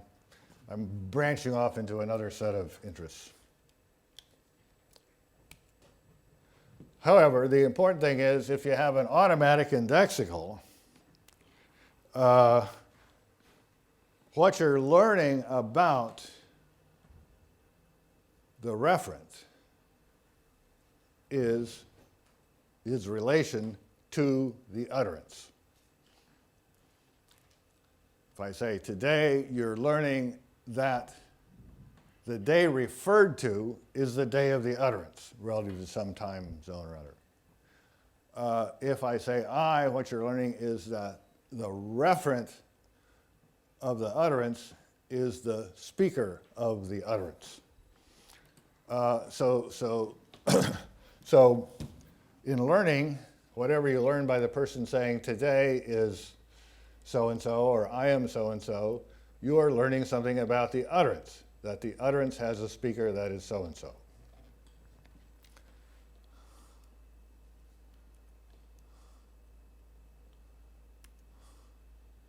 Okay, there's the quote from The Thought, which I assume is familiar. The basic thing is we end up with these two utterances. I've stripped them of tense because that's a complication we don't need since we've got the indexicals. Today be warm, which we're imagining uttered May 28th, and yesterday be warm, which we're imagining uttered May 29th. I assume the lexical facts are something like this. An utterance of today refers to the day the utterance is made, a use of yesterday to the day before it is made. So lexical facts do not fix the reference of indexicals. They give us a mode of presentation and directions for finding a sense, namely filling in the day of utterance, but they don't give us a sense for every use of the indexical. They just give us a mode of presentation for every use of the indexical. So now let's look at the U conditions of E and F, and as we see, they differ.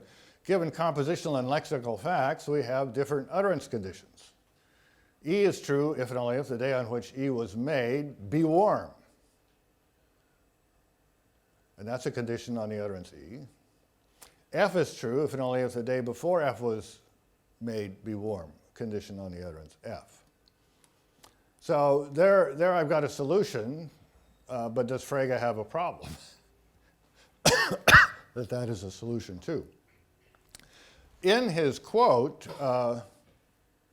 Frege doesn't think that he has a problem. Although the thought is the same, its verbal expression must be different so that the sense which would otherwise be affected by the differing times of utterance is readjusted. So the picture he has is that both utterances, the one made yesterday, the one made using today, and the one made today using yesterday, have the same sense. That is, express the same Gedanken, or thought, in his, right? And that you'd shift from today to yesterday, given the passage of time, in order to make sure that you get at the same sense. But I can't see why he thinks that works. Because it seems like what you're doing is adjusting the expression to get at the same reference, not at the same sense. And if senses are supposed to connect with cognitive significance,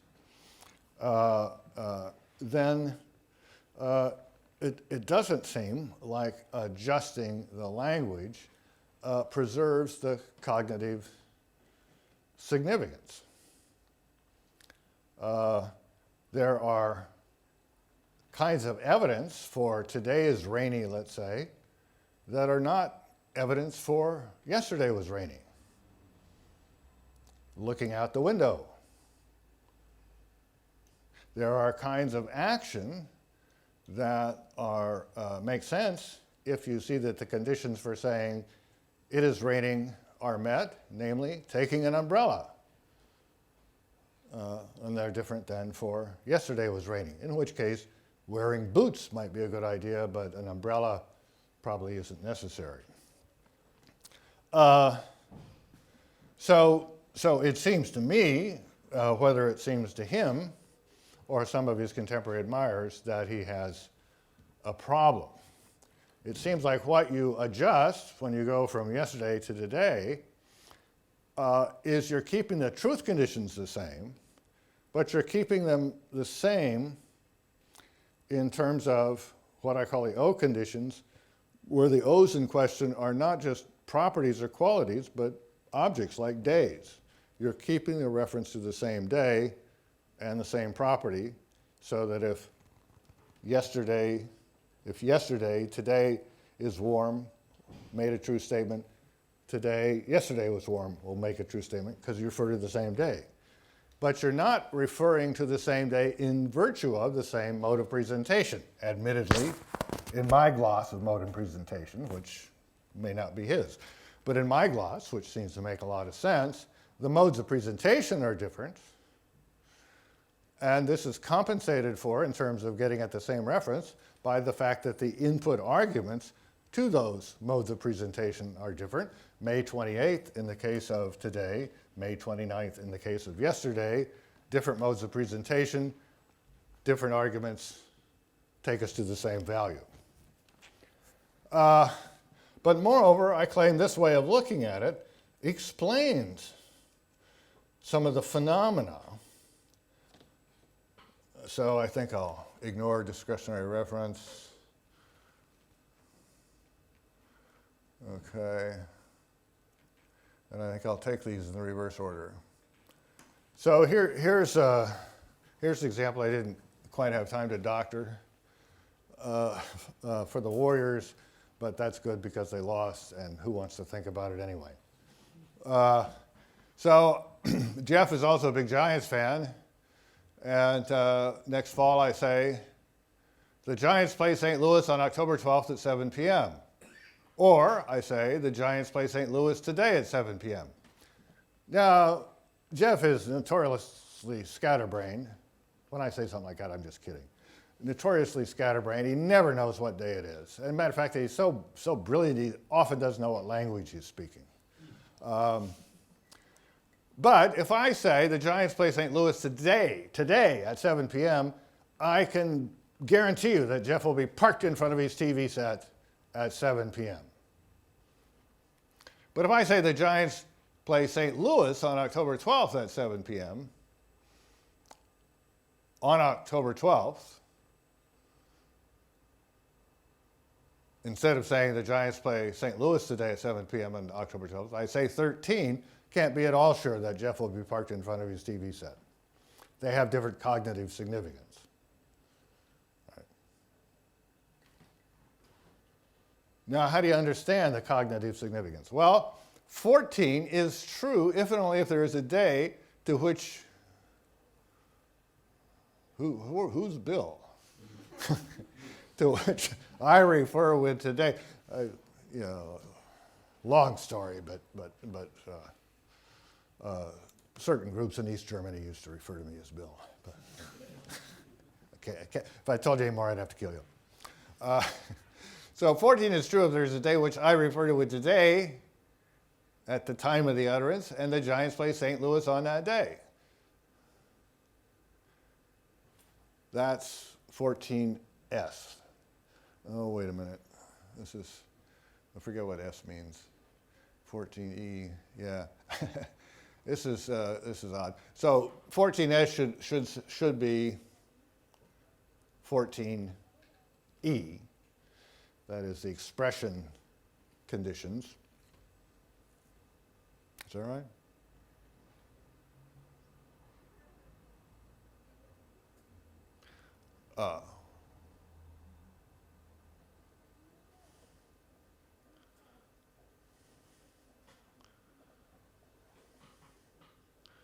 Right, okay. So the idea is we want to get the difference in cognitive significance. And let's try doing it using the tools we had yesterday. So we've got E conditions and O conditions. And so we want to look at 14, and we want to look at the E conditions.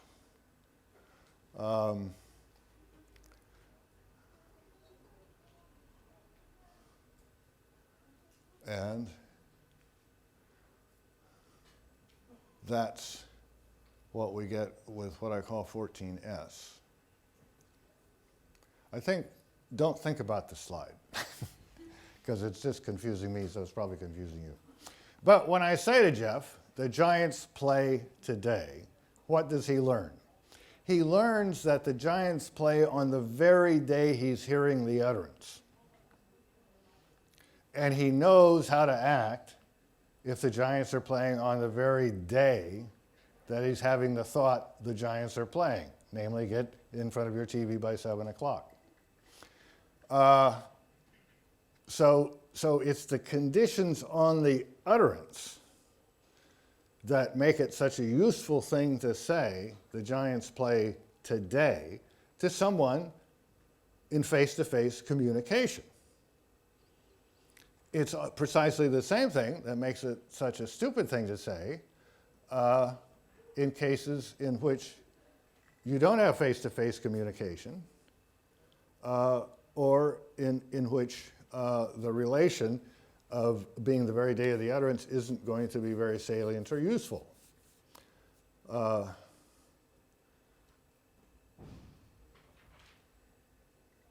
Maybe the next example is better, although I doubt it.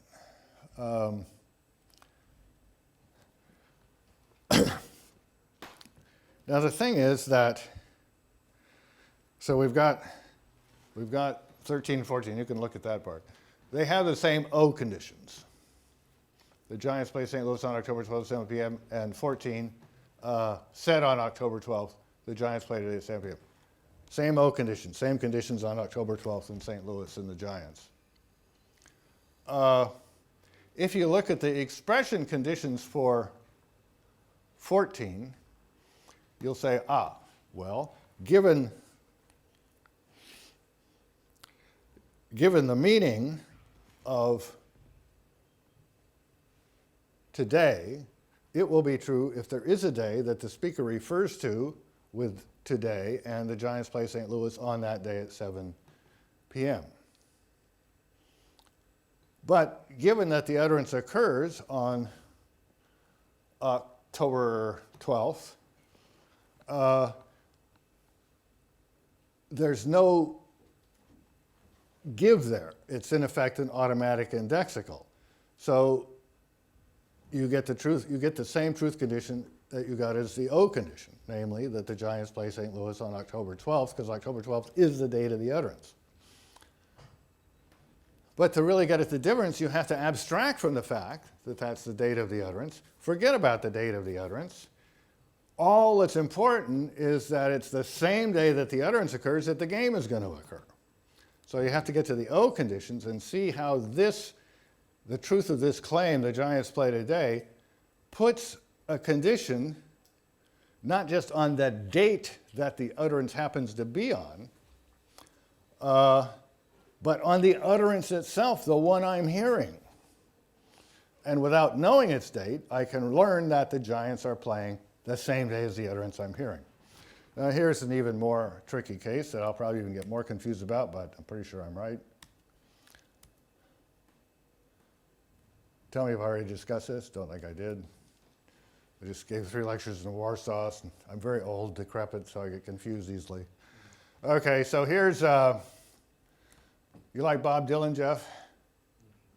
Okay, like all of our generation, you like Bob. So Jeff, falls out of a car, bumps his head, has amnesia, just kind of a Jeff has amnesia type example. He's in the hospital. It's not life-threatening. They're pretty sure he's getting his memories back, so I don't want it to be too depressing. But he didn't have any identification on him. They have no idea who he is. He has no idea who he is. It's going to be a week before he gets his memory back. He would like to figure out who he is, so he introspects. He says, whoever I am, I probably know quite a bit about myself. So if I can think of people I know quite a bit about, that'll narrow it down. Well, he finds 2 people he knows quite a bit about. One is a guy named Jeff Nunberg, who's a linguist and bon vivant. And the other one is Bob Dylan. But he seems to know quite a bit more about Bob Dylan than he does about Jeff Nunberg. He can barely remember the titles of Jeff Nunberg's books, but he can remember word for word every song that Bob Dylan ever sang, every concert he ever sang a song at, every woman he ever made love to, so forth and so on. He says, God, I must be Bob Dylan. I know so much about Bob Dylan. Maybe I'm that guy Nunberg, but actually I'd rather be Bob Dylan. I'm not sure that's true, but now, is he being irrational? Is he come to a conclusion that's impossible, illogical, or metaphysically impossible? Well, it doesn't seem so. We're not assuming that he has anything worse than amnesia. We're not assuming he's turned into some kind of schizophrenic, incapable of rational thought or anything like that. He's figured this out very rationally. So arguably, there is a possibility that he's getting at when he says, I am Bob Dylan. It's not true. It's definitely false. No matter who you think you are, when you say I, it refers to you, the speaker. But could he be right? Is he getting at something that is possible? Well, so he says, I wrote Blow in the Wind in 1962. Bob Dylan wrote Blown in the Wind in 1962. I've changed from Heimson to Jeff, so it's not clear why Jeff would say Heimson did not, so we'll say Jeff Nunberg did not. I am the speaker of 8 and 9. Dylan is the speaker of 8 and 9. Jeff Nunberg is not the speaker of 8 and 9. So that's what he says. Is there a way for these all to be true? Not are they true? They're definitely not true. But could they be true? Well, I think there is a possibility for them all to be true, but it's a condition on the utterance, not a condition on Dylan, not a condition on the speaker of the utterance, but on the utterance itself, namely that the utterance speaker was Bob Dylan. If the utterance's speaker were Bob Dylan, all of those things would be true. So if you charge Heimson, or Nunberg in this case, with being irrational, a week and a half later after he remembers who he is and realizes he was wrong, that he's not Bob Dylan, and maybe somebody says, boy, that was stupid of you to think you were Bob Dylan. What an asinine, irrational, illogical person you must be to come to such a metaphysically impossible conclusion. He can say, no. I was getting at a perfectly consistent set of view conditions on my utterance.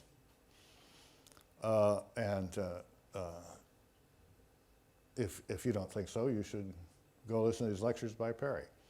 Okay, so to wrap up, Reference is complicated. We need U conditions on reference and on truth, as well as E conditions and O conditions. At the level of U conditions, we can understand what's going on with Frege's example, and thus we can solve his problem, even though it's not entirely clear that he knew that he had it. Thank you. How about that? Clauses, you might say. So I'll review the basic ideas. Oh, I don't need to, he's back, but I'll do it anyway. So, because we have, I think, some new people here, and so take one. Trump loses the election. And let one not be the sentence type, but an utterance of that type. So one is an utterance of English sentence of the type indicated. That is with the words Trump loses the election in the grammatical form. Trump loses the election. Given that, what else has to be the case for one to be true? Imagine that in remembrance of the great election, we get a big stone and inscribe, Trump loses the election. And thousands of years later, they find it like the Rosetta Stone. And they think, this must be English. Anyway, we recognize the words and we think we know the grammar. What else has to be the case for it to be true?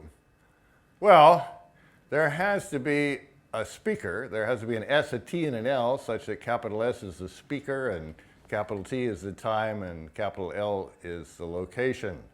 Yesterday, L stood for language. Today, it stands for location. That shows I make progress with my ideas. I don't just keep repeating them.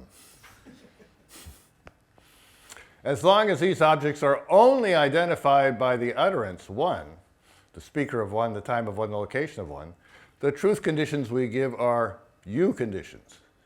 That is, they're conditions on the utterance, because eventually that's what we're talking about. We're talking about one. Once we know who the speaker is, maybe it was inscribed by Hillary on the Wednesday after the first Tuesday in November at the base of the Washington Monument. Then from then on, we're not talking about the utterance, we're talking about Hillary that time and that place. But as long as we can only identify the speaker or the time or the location or some other key parameter via the utterance, the truth conditions we give are utterance bound. They're basically conditions on the utterance.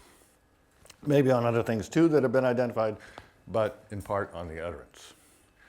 And I think utterance-bound conditions are just super, super important for understanding everything from the meaning of life to the way calendars work.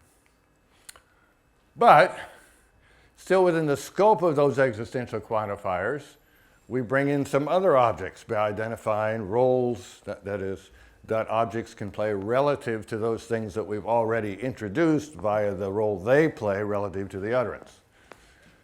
So we say, taking account of the expressions in the grammar, we say for it to be true, there must be an x and a y and a relation phi, or a property phi, a relation phi, such that the speaker of the utterance refers to x at the time of the utterance with Trump, and the speaker refers to y at the time of the utterance with the election, and the speaker refers to, I think probably I should say predicates, but consistency is the hobgoblin of small minds, so maybe sometimes I say refers to and sometimes I say predicates, but anyway, the speaker refers to or predicates the relation phi at t, at the time of the utterance, with wins and ... So this introduces expression roles like refers to and predicates. Might be better called speaker/expression or expression/speaker, but time will tell. like refers to and predicates, or refers to with and predicates with. If the utterance roles are filled, but these are not, then we have E conditions. Now, once we know it's Hillary, the base of the Washington Monument, the location really doesn't come in, and the day after the election, which, let's say November 7th, then we would cash out these existential quantifiers and refer instead, we'd say Hillary refers to X. There is an X such as Hillary refers to X, November 7th, 2016, with Trump, and so on and so on. So now we're not talking about the utterance. We're talking about Hillary and the date and the expressions. And that's what, for at least for these lectures, I've ended up calling E conditions. Now, once we have identified the values of the utterance roles, Hillary, November 7th, and the base of the monument,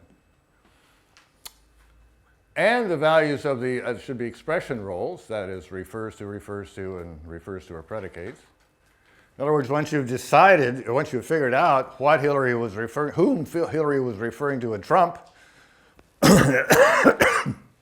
and what she meant by wins, or loses rather, I hope I didn't say wins, and what she was referring to in the election, then what else has to be true? Given all that, you've identified all that stuff. What else has to be true? Well, then you get O conditions. Trump loses the 2016 USA presidential election. Now notice that the O conditions are not conditions on the utterance. This could be true even though the utterance never existed. Even though Hillary never existed, he could have lost it to Biden or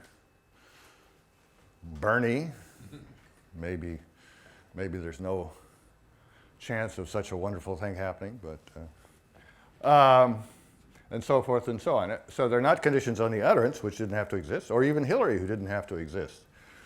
Probably November 7th would have to exist, but I'm not sure. He could lose the election, and then the world could come to an end, so there is no November 7th. But these I call O conditions, conditions on the objects referred to by the speaker at the time at the location of the utterance. Clearly, an utterance has a great many truth conditions depending on what we quantify over and what we instantiate, because you can get all kinds of mixed things. Maybe you figured out that wins, see, that should be loses. I knew I made a mistake in there somewhere. Some kind of deep inner fear emerging. That should be loses. So we could be clear about what the speaker referred to with loses, or predicated with loses, but still not know who the speaker was or the time was. Suppose, well, that's probably clear enough. So if you look at all those different combinations, there's scads. I think I use a big word, plethora. No, I just say great many. I was going to use a big word, but a great many truth conditions depending on what we quantify over and what we instantiate, what we identify. Now my claim, oh, there it is. My claim is that among this plethora, I didn't look it up, but I think I got it right. That's right, isn't it, Isidore? Yeah. With my luck, it might be some kind of disease of the kidneys, but with its plethora of truth conditions, or the propositions in the kind of a, gentle sense of proposition, where they're just abstract objects that keep track of truth conditions. We might use to keep track of them, we can find out what we need to pinpoint, that should be one word, the differences in cognitive significance among the different utterances with the same O conditions. Because, of course, a lot of utterances made by different people at different times using different words might end up with the O conditions that Trump loses the 2016 election. Somebody might say on the day, the Republican loses today's election. And when you think of all the different ways you could refer to Trump, even limiting it to the ones permissible in mixed company, you see that there's just an awful lot of things that can end up with the same O conditions, but they have, in the intuitive sense and more or less the interpretation of various things Frege says sense, different cognitive significance. Someone who didn't know who Trump was and didn't know what his name was might still be able to say, on the basis of watching TV, the Republican loses today's election. So the kind of belief that would drive them to say that are much different than the kind of belief that drove Hillary, who knows everything, to write Trump loses the election. So my claim is that you don't need Frege's Gedanken, these super rich and fine-grained abstract entities in a sort of Platonic heaven, or even some pale imitation of them not in a Platonic heaven, to deal with cognitive significance. And in fact, Frege had everything he needed to deal with cognitive significance in his early work, The Begriff Drift, before he added the section which gave a special treatment of identity senses. So that's my claim. Could be right, never know. I also claim, if you remember Frege on sense and reference, the first part introduces sense and reference and then comes to the conclusion that the only reasonable thing for a sentence to refer to is a truth value, and then the bulk of the essay, and in many ways the most influential part of the essay, he fills in this theory by explaining the concept of the indirect reference of a sentence, which in paradigm examples in English would be a sentence that occurred in a that clause. As Hillary believes that Trump lost the election, the newspaper said that Trump lost the election, many people all around the world hope that Trump loses the election. So forth. So on Frege's theory, sentences in that clauses do not have their ordinary reference to truth value, which would lead to all sorts of problems, because then you could substitute them one for the other, and you'd say if Hillary believes that Trump lost the election, then Hillary believes that cesium is heavier than hydrogen, and who knows if she believes that. But rather to their indirect reference, which is their usual sense, the Gedanke the sentence would usually express. And he believes, and I'm going to today focus on X says that S, which is not a paradigm propositional attitude, but it has certain advantages to start with. So I'll just remind you of some of Frege's views about that clause's propositional attitudes, and that should be indirect discourse. I'm sorry. There'd be a plethora of mistakes in this, in my slides. That's my kind of signature. So he thinks the embedded sentence refers to its usual sense, which he calls a Gedanke, if the sentence is complete. Most people now think of them as propositions, but it's important to realize he did not use proposition that way. And please forgive my German if, a Gedanke sounds kind of weird, but if you say a thought, then that's the English translation of Gedanke, and that's kind of misleading too. These Gedanke, these Gedanken, will be determined by the senses of the words in the sentence, not by the references of the words. That's crucial because otherwise they wouldn't solve the identity problem as Frege saw it. Propositional attitudes are relations to these Gedanken, such as believing, hoping, etc. Now, it's not so clear he would have said that about indirect discourse, so I'm sliding over some scholarship or lack thereof at this point, because it's pretty obvious in the case of indirect discourse reports that there was a direct discourse there, so it wasn't a direct relation between the agent and the time with the proposition, and maybe he would have thought it was in the case of belief.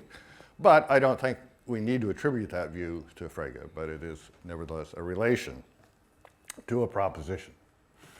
And the proposition related to will individuate the belief, using a word I don't like. And this Gedanke will not have any concrete objects as parts or aspects.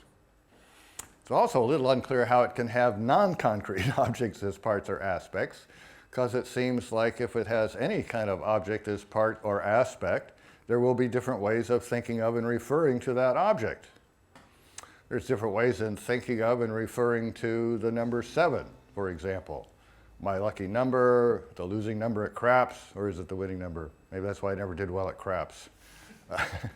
My great-granddaughter's age in a few years, if I have one. And there are big problems there for Fregeans, which we don't have to worry about if we give up that whole line of thought. And moreover, this Gedanke gets at the cognitive significance of the belief or other attitude reported. So I'm going to focus on some examples. And this is somewhat experimental lecture. I'm going to see how well I can do with indirect discourse, given this theory of truth conditions I've laid out as a way of testing the claim that we can really get everything we need just with them and not without any auxiliary plethoras. So I have Trump. Oh, I misspelled Hillary. Jeez. Hillary said that I am an idiot. Trump says Hillary said that I am an idiot. Then I will say, I hereby say, Conan Doyle said that Sherlock Holmes lived in London. And then I'll have an FBI man say, with reference to Quine's example, which I'll explain in case you're too young to remember who Quine was and Ortcut was and Ralph was. Ralph said Ortcut was a spy. So my approach is sort of like Davidson's on saying that. If I ever write a book about the Great Detour, then some of the victims of our being on a detour will be people like Quine and Davidson, who had, I think, in retrospect, well, at the time I thought they did, and in retrospect I think they did. In between, I didn't always think they had such great ideas. Great ideas about sticking just with reference and not worrying about sense. But they were hobbled, I think, by accepting Frege's view that sentences stood for truth values. Or they wouldn't put it that way, but that the only reasonable semantic value for a sentence is a truth value. So I'll explain why their views aren't as untenable as they seem if you get rid of that, maybe. But at any rate, my approach is sort of like Davidson's on saying that. Now, on saying that is a very complicated essay, and his theory is very complicated because he says, look, let's take, Francois says that Paris is beautiful, and let's redo its syntax so that we don't have to worry about that clauses. Let's take the that to be a demonstrative pronoun and put what was embedded into that clause first and imagine it's just something I'm saying, not asserting, just saying. So I say, Paris is beautiful, period. Francois said that. And he said, that's really what Francois said that Paris is beautiful comes to. It's no more mysterious than that.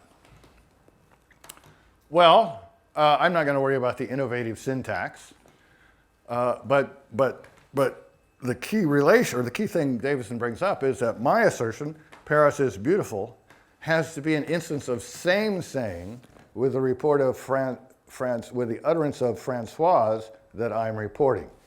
I don't know if he calls them utterances or not, but he may. So what is this relation of same saying, right? If Francois spoke in French, je regrette que mon français soit si mauvais, by the way.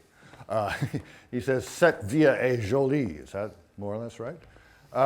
And I report it in English. Is that same saying?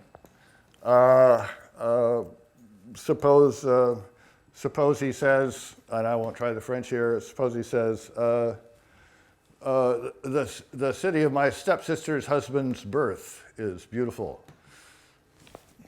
Is my report true? Is that a case of same saying with my saying Paris is beautiful? Well, it's not so clear in Davidson. And one is tempted to bring in propositions to get clear, say what he hasn't told us is what proposition they both have to express to be instances of same saying. But now I have a big apparatus I can use. I've got maybe at least, 16 squared kinds of truth conditions I can bring as possible requirements for same-saying, but I won't go through all of them. What is the same-saying relation? Okay, so let's start with this case. Hillary says Donald Trump is an idiot. This may be historically true. I'm almost sure it's historically true. Whether she said it on TV, I don't know. And Hillary also says Ted Cruz is an idiot. Very perceptive person, Hillary. And Trump says, Hillary said that I am an idiot. Intuitively, Trump's report is a true report about Hillary's first utterance, but not about her second. Okay? And it seems that Hillary's utterance, now she's lost an L in her name, and Trump's that clause, I'm just calling it Trump's that clause. What I mean is, the sentence in the that clause that is part of Trump's report. It seems that Hillary's utterance and Trump's utterance of the sentence in his that clause have the same O conditions, namely that Trump is an idiot. So that seems like a pretty good explanation of why it's true. They do not have the same E conditions. The truth of Hillary's remark, that is the E conditions, we fill in facts about the utterance that are relevant. So we've got Hillary using the word Trump to refer to someone who comes under the predicate is an idiot. The truth of Hillary's remark requires that her use of Trump refers to an idiot. Right? That is, we hadn't kind of filled out who Trump was, and we looked at what else had to be true. We'd get something like blah, blah, blah, Hillary, blah, blah, blah, blah, blah, blah. Hillary uses Trump to refer to someone who is an idiot. If we leave that one part, one E fact unidentified. And that's not a requirement on Trump's utterance because he doesn't use the word Trump. He uses the word I and vice versa. So they do have the same augmented O conditions where the conditions quantify over the speaker. The augmentation supplies the words am an idiot, but not the words Hillary and I. Then they both require that the speaker of the utterance refer to someone who is an idiot. So that's kind of a, probably need to repeat that. So imagine you're filling in the blanks and you haven't, you know that for so-and-so is an idiot to be true, there has to be an expression so-and-so that the person refers to, with which the person refers to someone who is an idiot. And you filled in the speaker and the time and the location, a lot of information, but you haven't filled in what that first word of the sentence is. At that level, they have the same truth conditions. They have to refer to someone who is an idiot. Him with Trump, her as it turns out, him with I, her as it turns out with Trump. But if you think about it, at that level, Trump's report then would also be a correct report of Hillary's first remark, Ted Cruz is an idiot. So what if... They're interrupting a tennis match. Yeah, okay. What if I said, Hillary said that someone is an idiot? Mm-hmm. Then, in a certain sense, I did said, I had the impression I said the same thing as Hillary. Well, see, someone is an idiot if we assume a kind of traditional or modern grammar. The someone is a quantifier that would refer not to an individual but to a relation between sets of having a non-empty intersection. So as you put it all together, you wouldn't get the same O conditions. No, but I guess it's just, how do you define what is to say the same or not? Well, that's what I'm trying to do, right?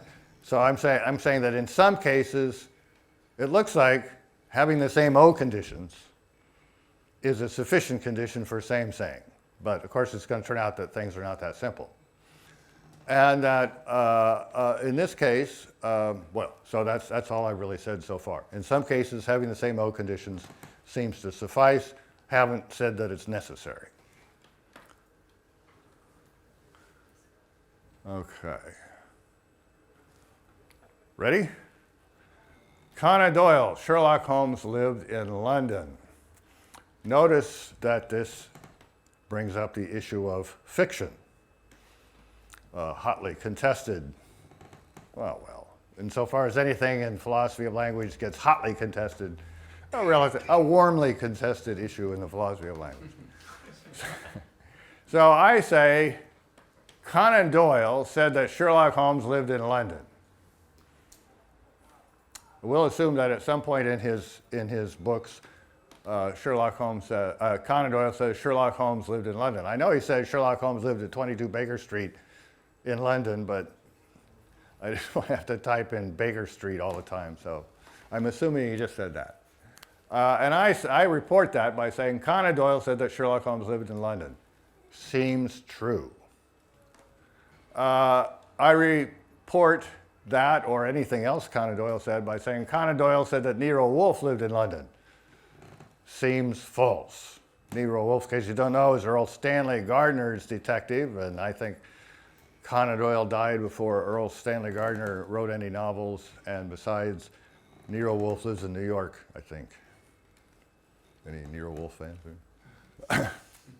And suppose so that seems false. Conan Doyle said that Watson's roommate lives in London. Not so clear. I mean, wouldn't be ludicrous to say that he said that. Wouldn't be ludicrous to say that, strictly speaking, he didn't say that, or at least he didn't say that with the utterance I quoted there.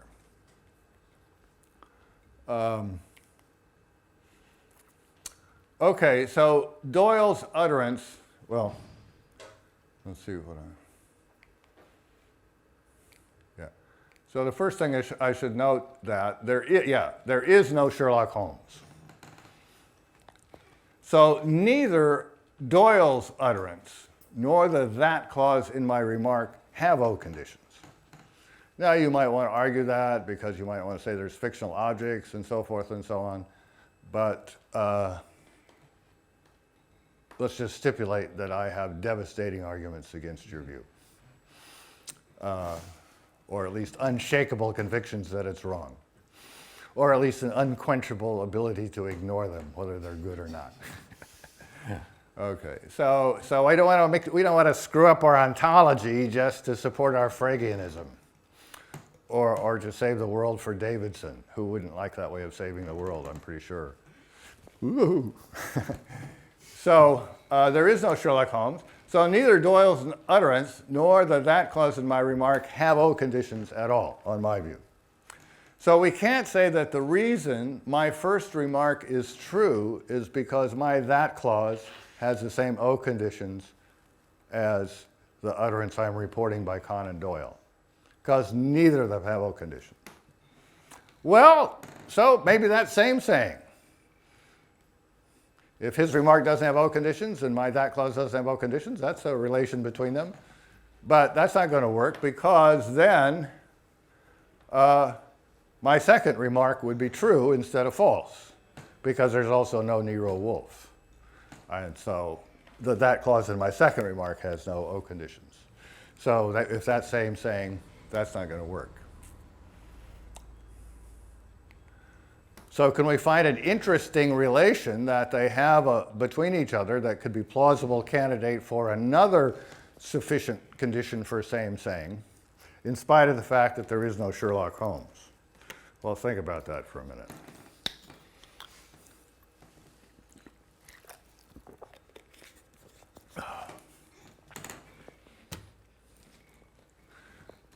Well, I think there is.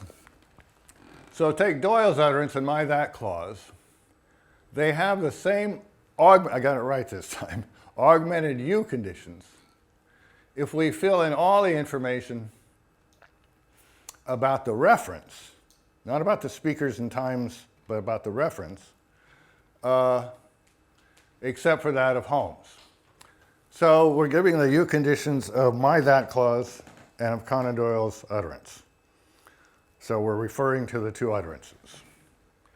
And we're not going to fill in the values of the speaker, time, and location of either of them. We're going to quantify over those. To be true, both of these utterances have to have a speaker, time, and a location, right? To be true, the speaker at the time and the location has to use the words Holmes lives in London in that order. Boom, boom, boom. To be true, the speaker at the time and the location has to refer to some object with London, some relation with lives in, and some individual with Holmes. Now we're going to tell you, with London, they both refer, the speaker here, both refer to the city of London. With lives in, they both refer to the relation of dwelling in. But I'm not going to tell you who they refer to with Holmes. So now we've got the same conditions for both, that there be a speaker and a time and a location of the utterance, and it uses the words Holmes lives in London, and refers to London with London and predicates living in with living in, but we haven't tell you who they refer to with Holmes. Same condition of truth at this level of augmented U conditions, or U conditions, because we still haven't filled in who the speaker, the time, and the player of those under U roles is, because of course it's different, so we don't want to do that to have the same condition. Same condition, and if that condition is met, it's true. It's a condition that they refer to someone with Holmes, and that person lives in London. So we've got the same augmented U condition. Of course, it's not met by either utterance, right? Because neither of us refer to anyone who lives in London, because neither of us refer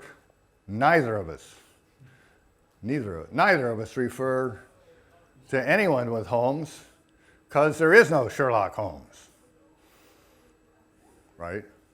So same augmented U conditions, both in fact unmet by the utterances, but that seems sufficient for same saying. So we get same saying without sameness of O content. So now, if that's plausible, we have two sufficient conditions for same saying. In the Trump case, having the same O conditions is sufficient for same saying, but we had no argument that it was necessary.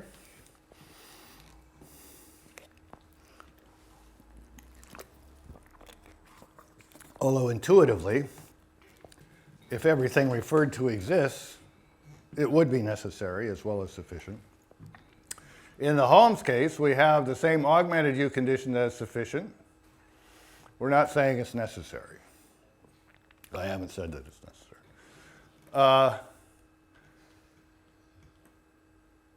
Is it an embarrassment having two sufficient conditions? Possibly that the disjunction of them is necessary? Well, I'm not embarrassed, but I'm not easily embarrassed. On deeper analysis, one might be able to make a case that this is very natural, as it seems to me. That is, you might say, well,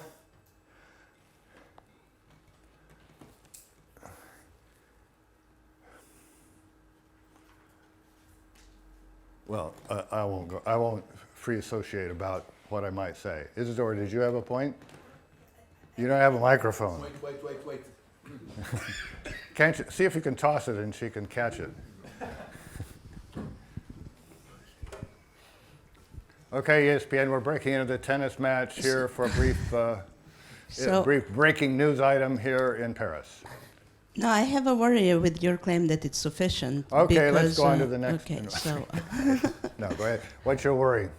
so I use That the augmented U conditions is sufficient. right. I have a friend who has a dog whose name is Holmes, and they live in London. And they say Doyle said that Holmes lives in London, and that I mean, that gets you the augmented e-conditions of Doyle saying Holmes lives in London, where he's using Holmes for a fictional character, and I use the same name, the same expression, but it's a different reference, so you would get the augmented U conditions.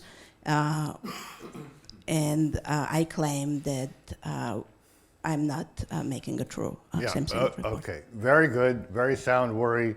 Indeed, even one might call it an objection. But the problem here is I'm oversimplifying. So, because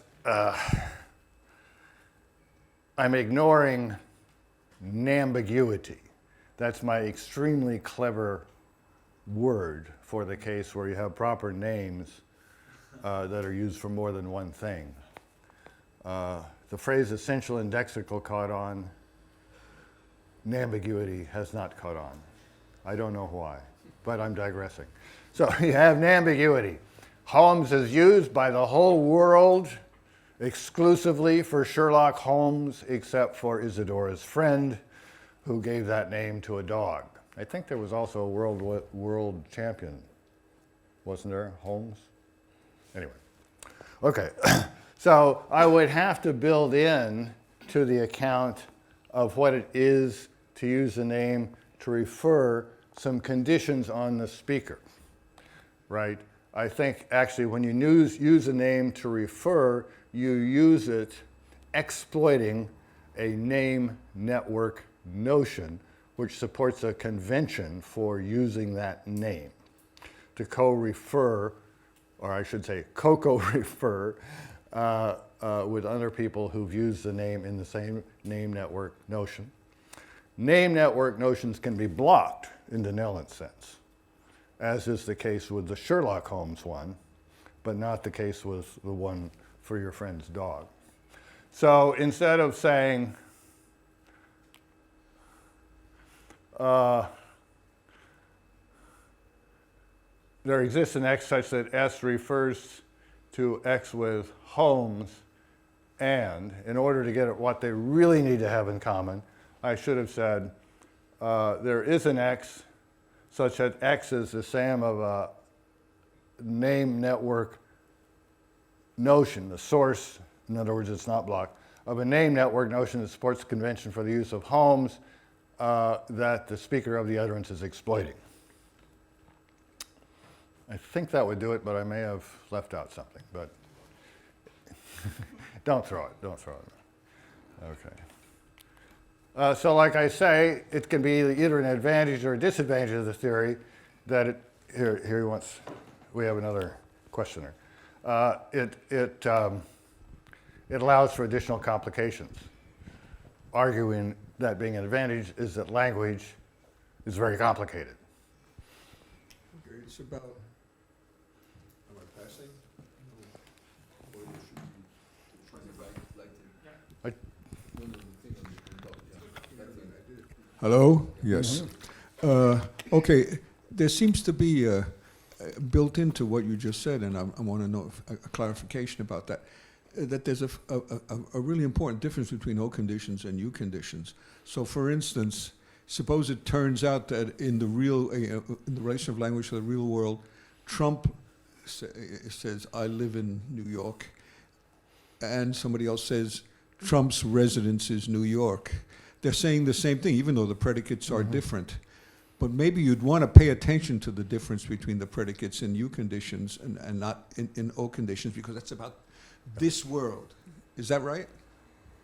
Well, I wasn't sure about the last thing you said, but the point you made was right. I haven't said anything about how we can get to the same properties with different predicates. And I also haven't said anything about whether, if I say, suppose Hillary, somebody says, Hillary says Trump dwells in New York. And I report that as Hillary said that Trump lives in New York. I'm inclined to think my report is true if living is a special way of dwelling, right? So that the truth conditions of hers imply or entail the truth conditions of mine, even though they're not exactly the same. So that again would have to be handled. Lots of things would have to be handled. But the could it spirit turn out- of the theory would live on. Could it turn out that you think it's feasible that you could handle your story for O conditions and U conditions in the same way? Yeah, well, the O conditions. So if we have Hillary says,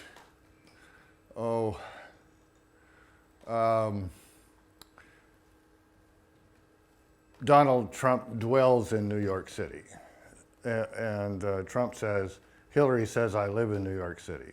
And suppose the facts are, I don't know what the facts are, that dwelling entails living in. Dwelling in entails living in, but not vice versa, because dwelling requires, I don't know, having a maid or something. My intuitions, another word I don't like, is that Trump's report is true. The O conditions are not the same, but one is entailed by the other. So you could say that suffices. I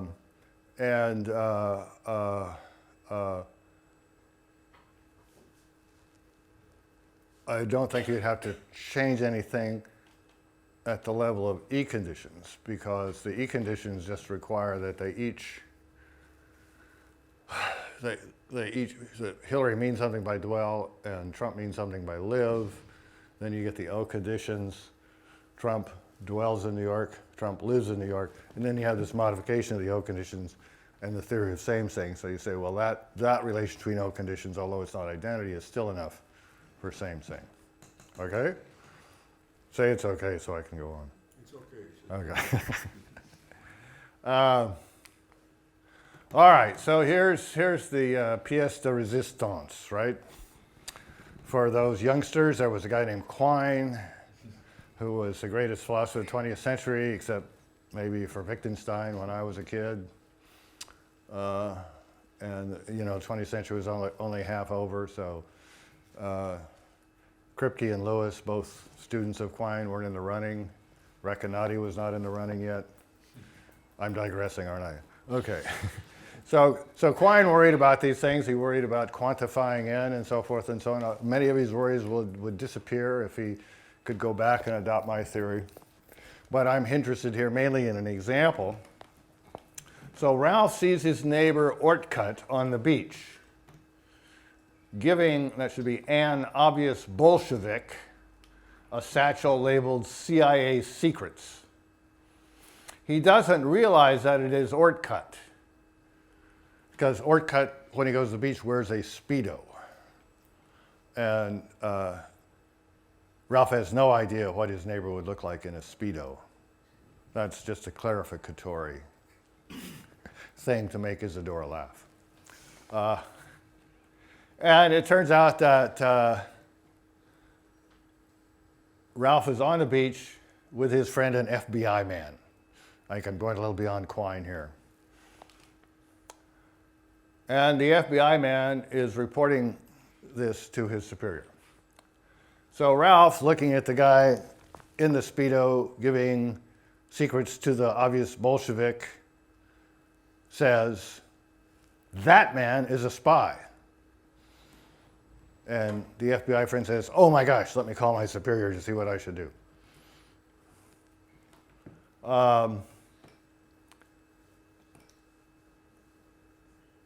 So the FBI agent says, let's start with F3. Ralph said that F3, Ralph said that man is a spy.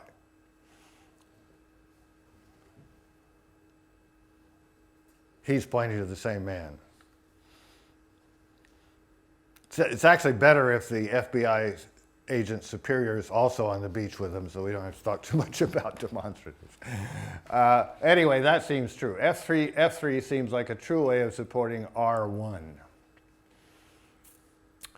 The FBI man looks through his binoculars and is able to read a label on the Speedo that says, "Property of Ortcut." And so he says to Ralph, that man is Ortcut, your neighbor. And Ralph says, no, Ortcut is not a spy, R2. And Ralph reports that by saying, F2, Ralph said that Ortcut is not a spy. So those seem pretty straightforward. It seems like R, that F2, Ralph said that Ortcut is not a spy, is a pretty straightforward way of reporting R2, Ralph saying Ortcut is not a spy. And it seems that F3, Ralph said that that man is a spy, is, if we avoid shifting around the perspective so that the demonstratives get screwed up, a pretty good way of reporting R1, Ralph said, or Ralph, that man is a spy. But how about F1 and F4? Suppose the agent says, Ralph said that Ortcut is a spy. And suppose the FBI agent says, with respect to 2, Ralph said that that man is not a spy. Those intuitively don't seem quite right. So, I meant to put stars there, but I didn't. Oh well. Probably just simpler to say here. So Ralph said, so Ralph reporting R1 says, so the FBI agent reporting R1 says, Ralph said that Ortcut is a spy. Well, that comes out true given our sufficient condition from the Trump case. Same O conditions. And you can imagine a situation in which it's unproblematic. They're later down at the FBI headquarters, and the FBI agent took some videotapes of the guy, and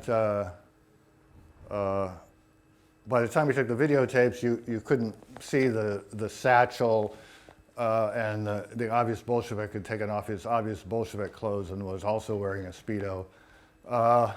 But you could see Ortcut's face very well, and the FBI lab runs it through their facial recognition stuff, and they check with the NSA and Google and the other agencies that have all this information about us, and they report back to the FBI agent, that guy is Ortcut.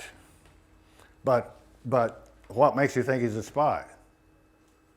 Well, just before then, Ralph was watching him and saw him do things, and he's certain that he's a spy. He said that he's a spy. Who's a spy? That guy, Ortcut. Ralph said Ortcut's a spy. It's okay. You know, why should we investigate Ortcut? Well, Ralph said Ortcut was doing stuff that showed that he was a spy. Ralph said Ortcut was a spy. You could cancel the suggestion that he used the word Ortcut by saying, I don't mean he knew it was Ortcut, but that's who he was talking about, Ortcut. So in that case, it's okay. It seems a little odd right there on the beach. Similarly, if on the beach Ralph said,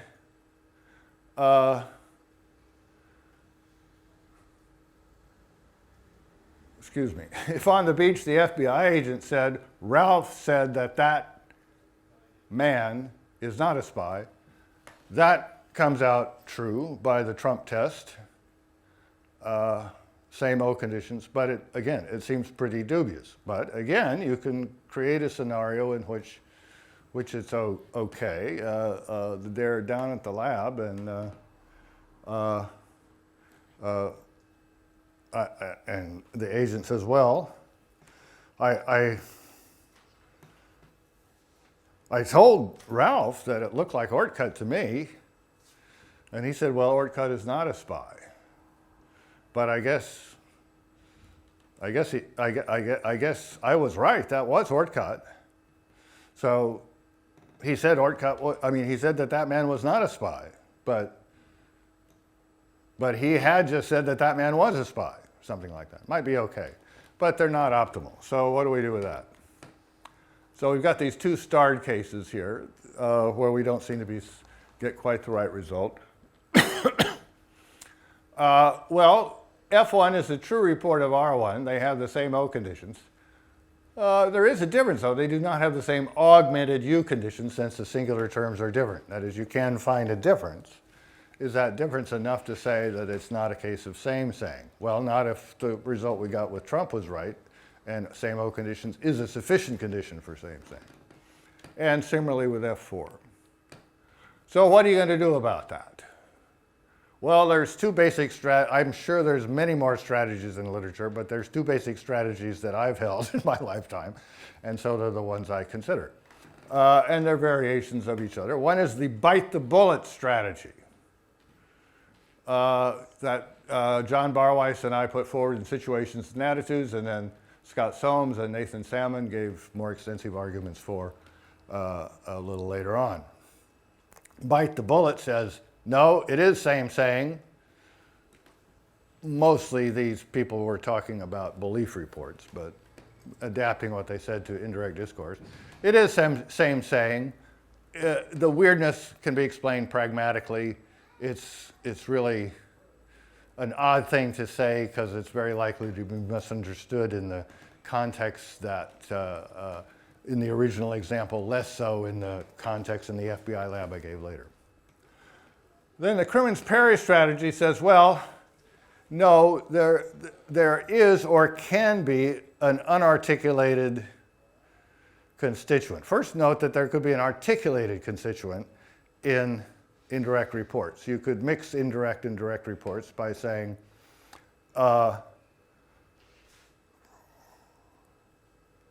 Ralph said, using the referring expression or via the referring expression, Ortcut, that man is not a spy. That would be okay. What you would be saying is, look, Ralph used the name Ortcut to refer to someone and said, via that referring expression, that person was not a spy, and the person he used it to refer to is that man. That's what it would amount to, and that would be okay.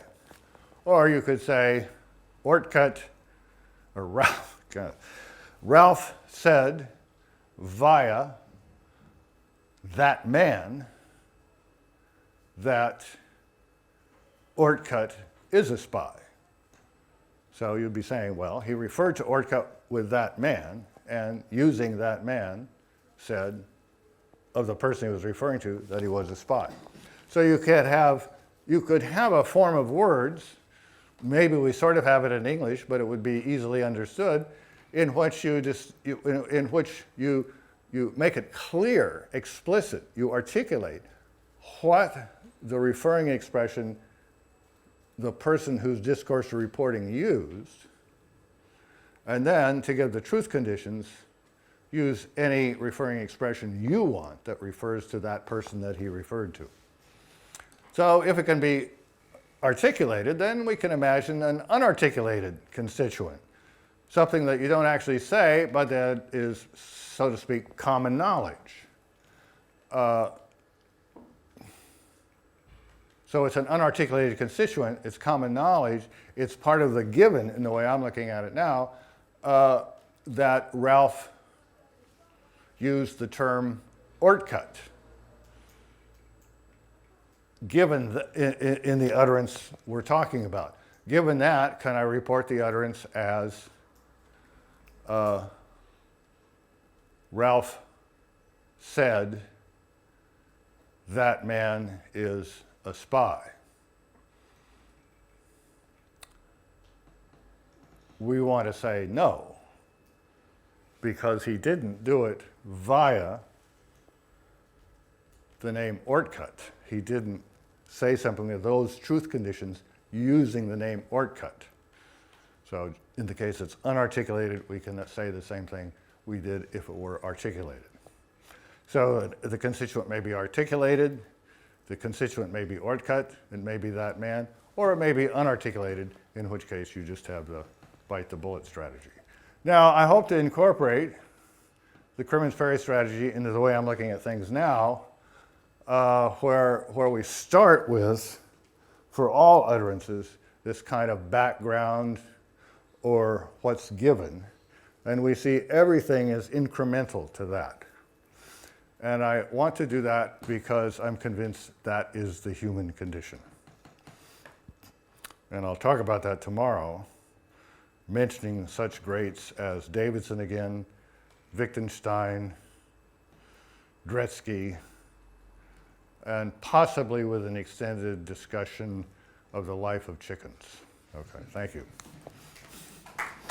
So here is Wittgenstein in the Tractatus, presenting a problem that comes up in many ways, the elusive self, the subject, whatever. I should also have therein to report on my body and say which members occupy my will and which do not. So his body would be, there'd be a chapter in the book on his body, such as it was. This then would be a method of isolating the subject, or rather showing that in an important sense, there is no subject. That is to say, of it alone, this book mentioned could not be made. The subject does not belong to the world, but is a limit of the world. Well, I think there's some insight in what he says, but I think he's basically wrong. He could have a chapter called Ludwig Wittgenstein, and that would be about the subject of his thoughts.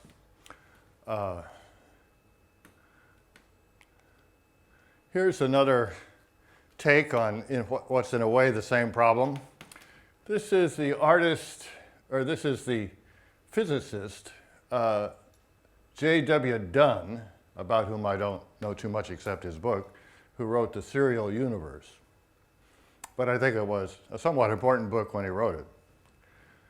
So the picture, or the idea is there's an artist and he sees a stream in a valley, he paints what he sees. But he has left something out, just as Wittgenstein felt he'd left out the knowing subject. He's left something out himself, the one who was doing the seeing and the painting. So the artist paints the picture of an artist painting the stream in the valley that he sees. He tries to recover his error that he left something out by putting the thing he left out in. So he puts himself in the picture painting the valley. So there's the original picture. Not so great, actually. Then he puts himself in the picture. That's at figure 2. But then he realizes he's still leaving something out, right? The self who is painting the self painting the picture. So he puts himself back in. This doesn't go on for too long before he sees that something's wrong. And he has put in the painter of the picture of the scene, but he left out the painter of the painter painting the scene, and so on, from which he draws many conclusions about space, time, and the universe that, as far as I can see, were not widely accepted, which does not mean they weren't right.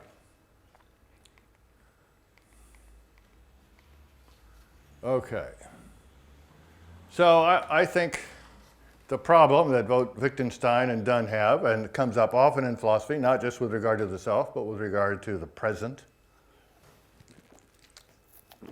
not so much as with regard to the here, which most doesn't seem to present the philosophical problems that these other things do, stem from misconceptions about the nature of meaning representation.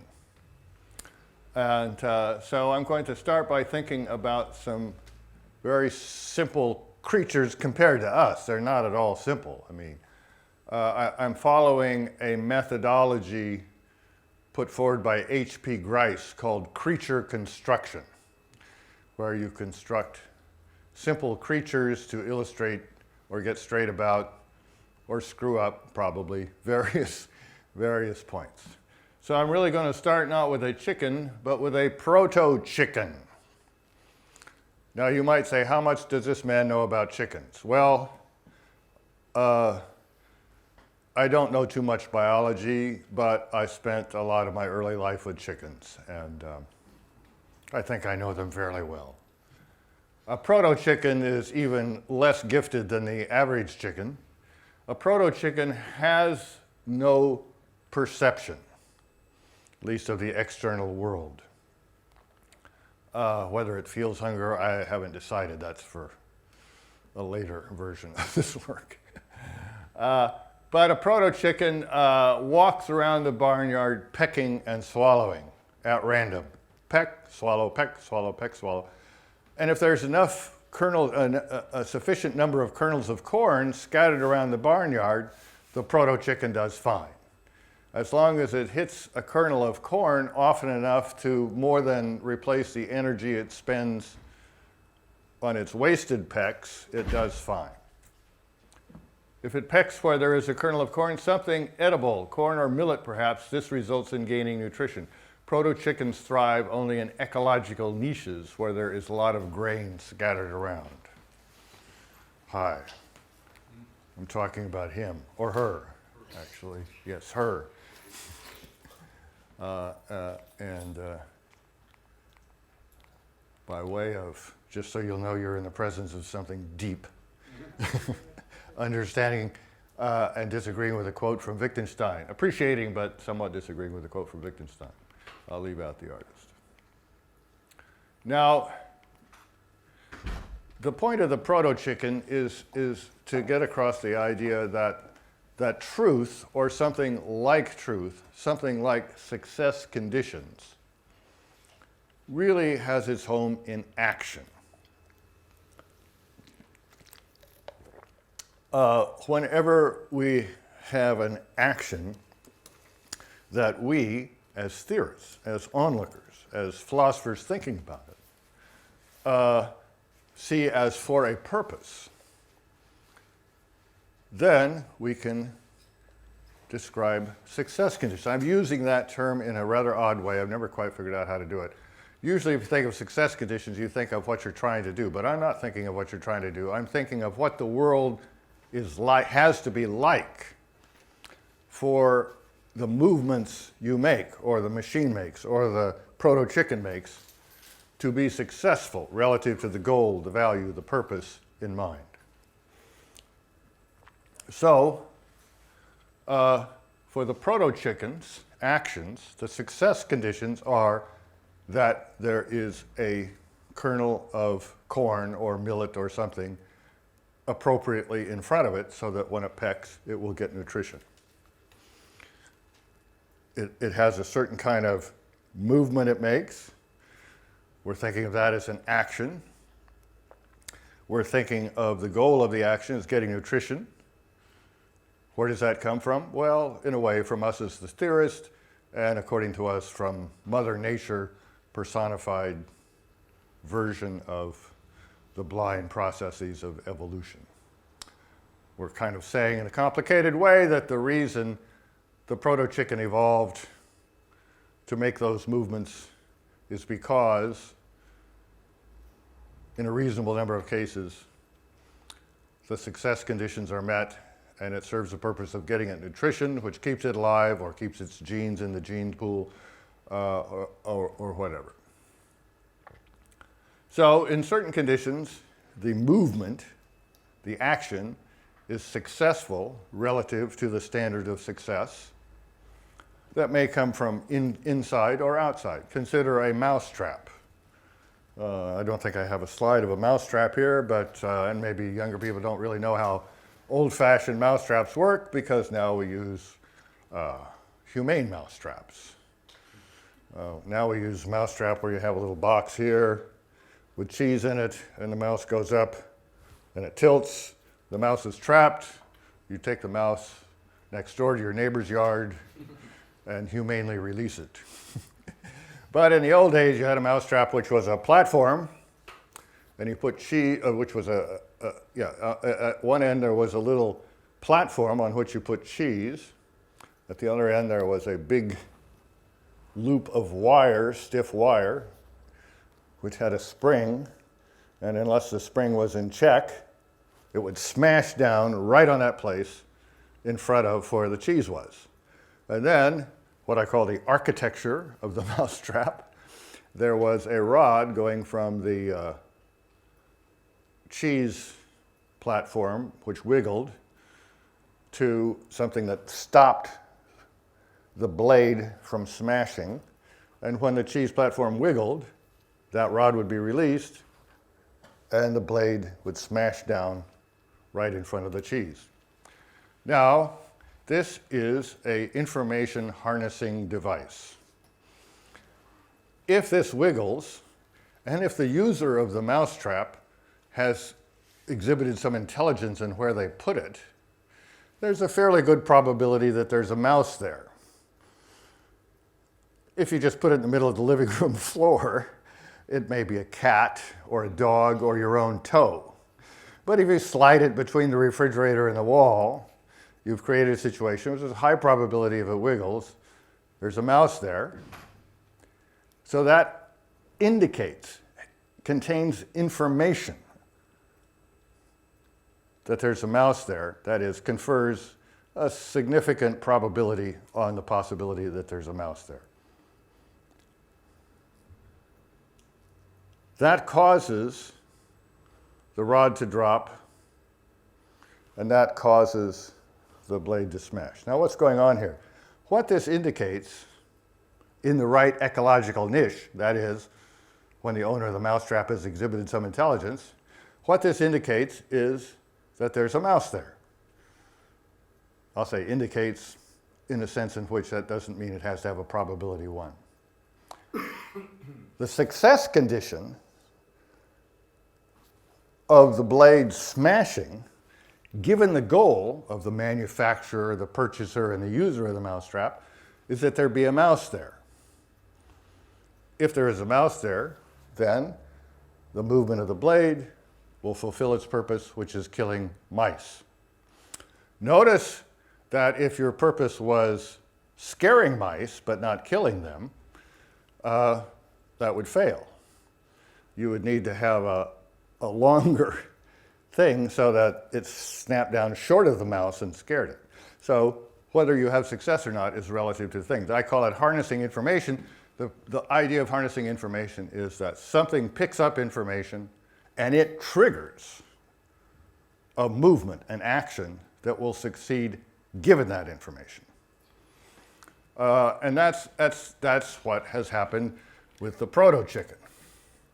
There's a situation in which if it pecks, it will get nourishment. Now, if you think about it though, going back to our earlier discussions, there's a lot involved in the success of the pecking aside from there being a kernel of corn there. All sorts of things. Gravity, chemistry, the existence of the earth,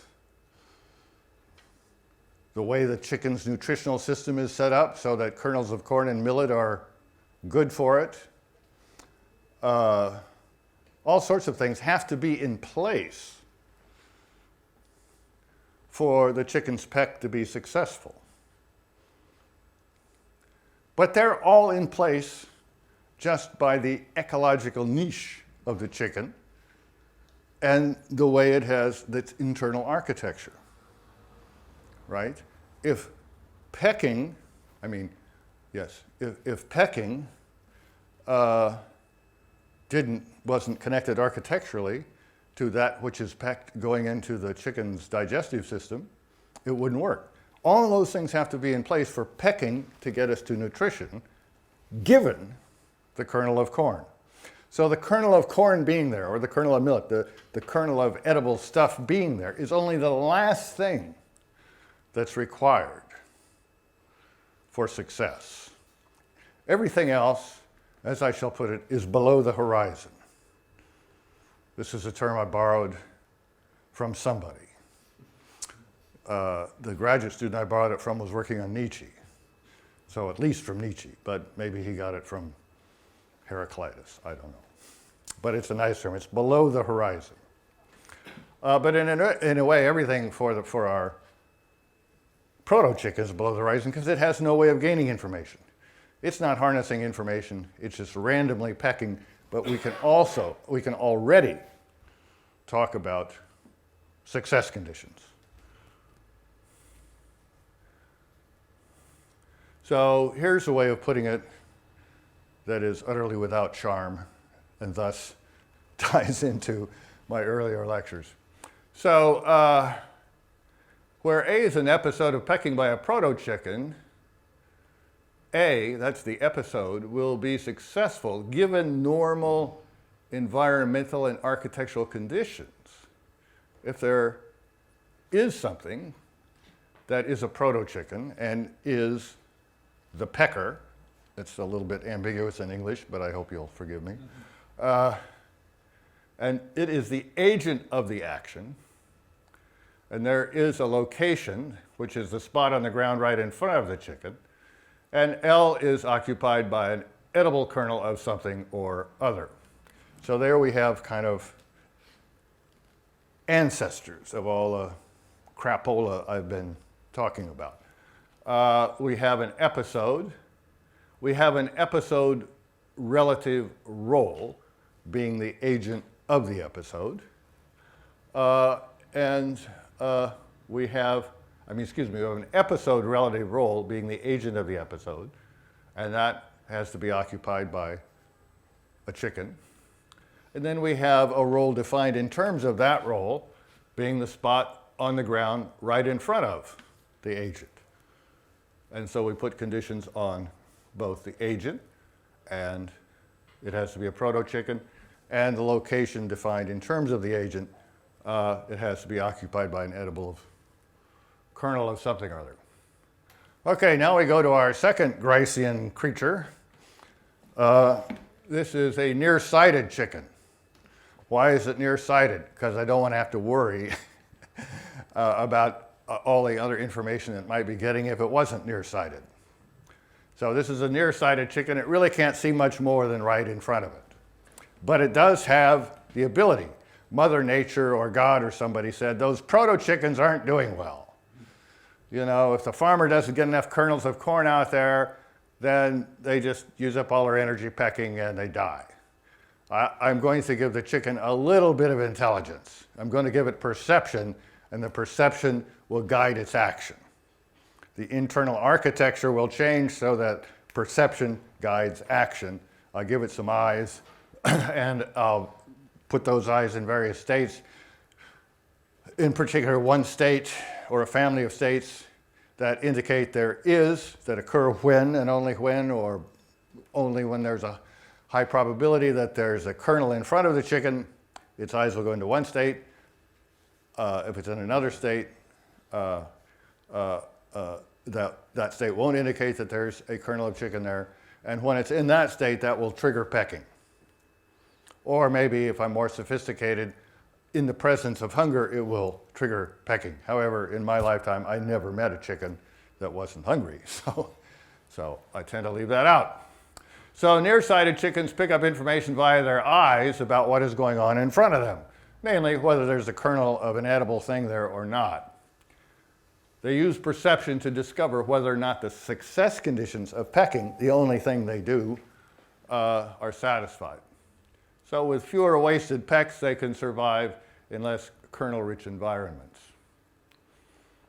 So where episode S is a having of the sort of sensation normal nearsighted chickens have when there's some kernel-like thing in front of them, S is veridical. Not quite saying true, but veridical seems kind of a truthy-like property of perceptions. If, well, there has to be an X such that X is a nearsighted chicken and X is the subject, so I've gone from agent to subject, a little more general term. But that's an episode relative role. So here's an episode of having a certain kind of sensation. Maybe we're nearsighted biologists. So we're looking at the brain and the eyes, and we say, there's an episode S. And our assistant says, well, what kind of animal is it? Is it a bison or a nearsighted chicken? Well, it's a nearsighted chicken. Oh, that's good. Given it's a nearsighted chicken, then that sensation is veridical if the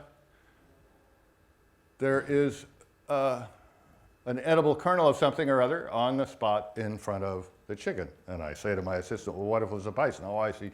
He says, oddly enough, that very same state occurs in bison, but it indicates that they're about to be poked in the eye by a gnat or something. I don't know. Never mind. So we have an episode relative role and a subject relative role. And here's the architecture, the cognitive architecture of the nearsighted chicken.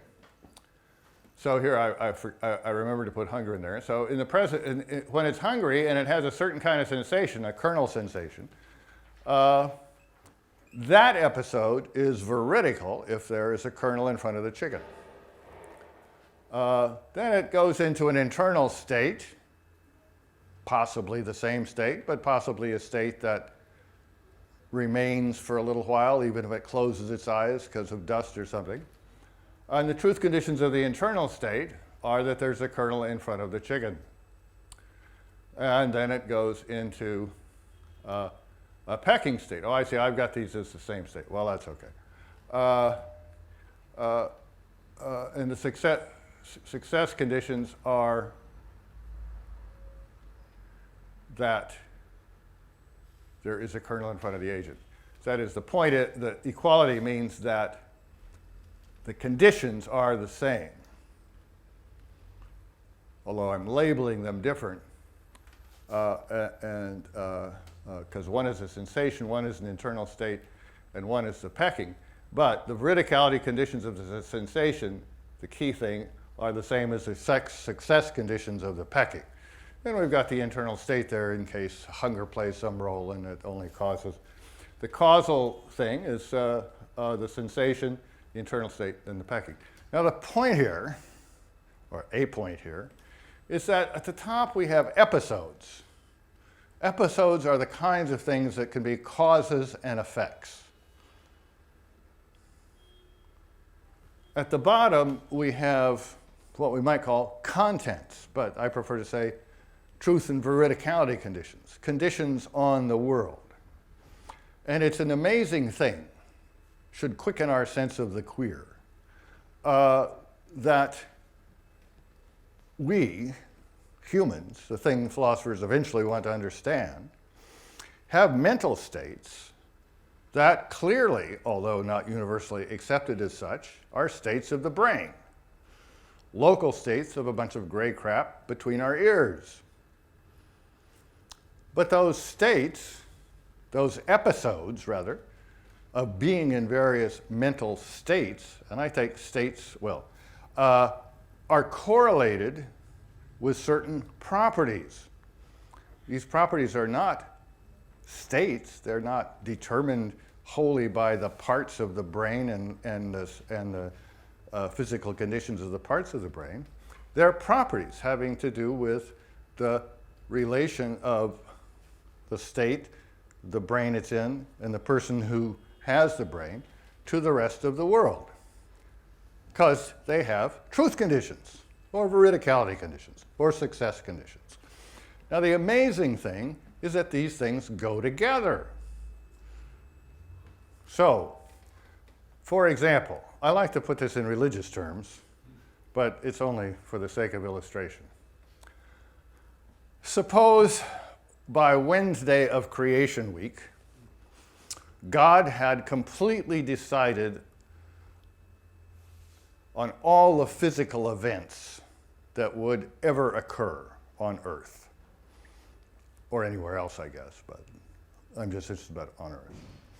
So he's decided what brain states Adam is going to be in, and what brain states Eve is going to be in, and what brain states Francois is going to be in, and what brain states all the rest of us are going to be in till the end of time. Then he wakes up on Thursday and goes over his checklist of things to do. And he says, yes, today I need to decide what contents those brain states will have. And is there any constraint on the contents he should assign to the brain states? He or she, want to be modern here. Yes, there is. If he or she is benevolent, they should make sense. Suppose, for example, he finds that there is a brain state, there are two brain states that, if they occur at the same time, will cause the person who has the brain to stand up on the nearest table, remove all of their clothes, and sing, "O Canada."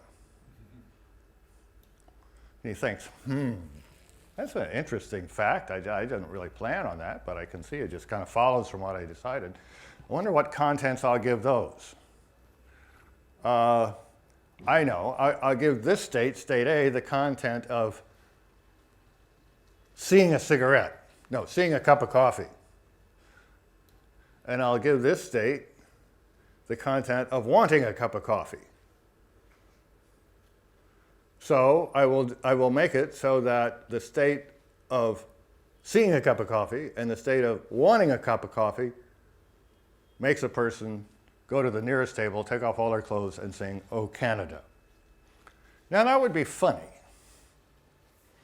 You know, if he does everything else the ordinary way, but that would be funny. But it's not benevolent, it's cruel.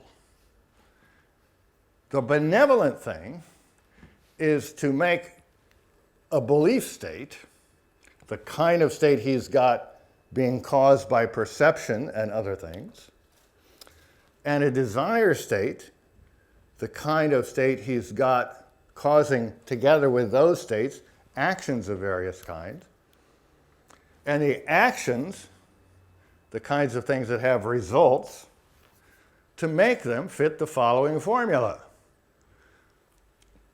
If a belief and a desire cause an action, then the results of the action will tend to satisfy the desire in the circumstances in which the beliefs are true. If he assigns contents that way, then the guy who sees a cup of coffee and wants a cup of coffee won't go to the nearest table, take off all their clothes and sing, "O Canada," or maybe how do you say it? Marseillaise? Marseillaise? Yeah, I guess that would be a more plausible joke for God to play. But instead, we'll go to the cup of coffee he sees and drink it. So benevolence is a constraint on God in assigning contents to brain states. Well, maybe you don't believe in God. Maybe you think that there really aren't even two decisions here. Maybe you think if there were a God and he had decided on all the physical facts by Wednesday, he would have already supplied the contents. That's more or less what I think, because I think the contents are ways of getting at the causal roles of the physical states. But the point is benevolence.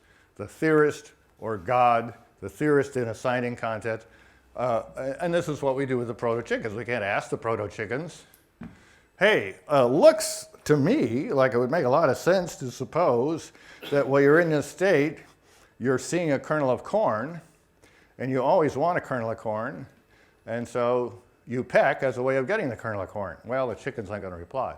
But we as theorists can be pretty confident that that's a reasonable way to ascribe content states to the chicken.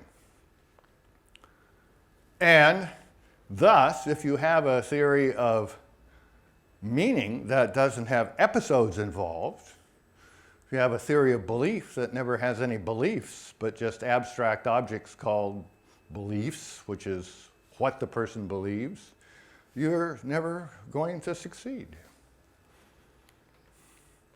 Now, I mean, just to be careful, notice that there's a lot of what I call role linking here. We have 5 episodes here.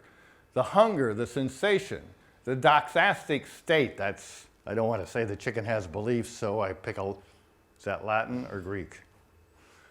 Pick a foreign word that means the same thing in it. The pecking, and the episode of swallowing, digesting, and gaining nutrition. So there are 5 different episode relative roles: being the chicken that is hungry, being the chicken that is perceiving, being the chicken that is, so to speak, believing, being the chicken that is pecking, and being the swallowing and digesting chicken. Now, in the chicken's case, it's preordained by the architecture that these are the same.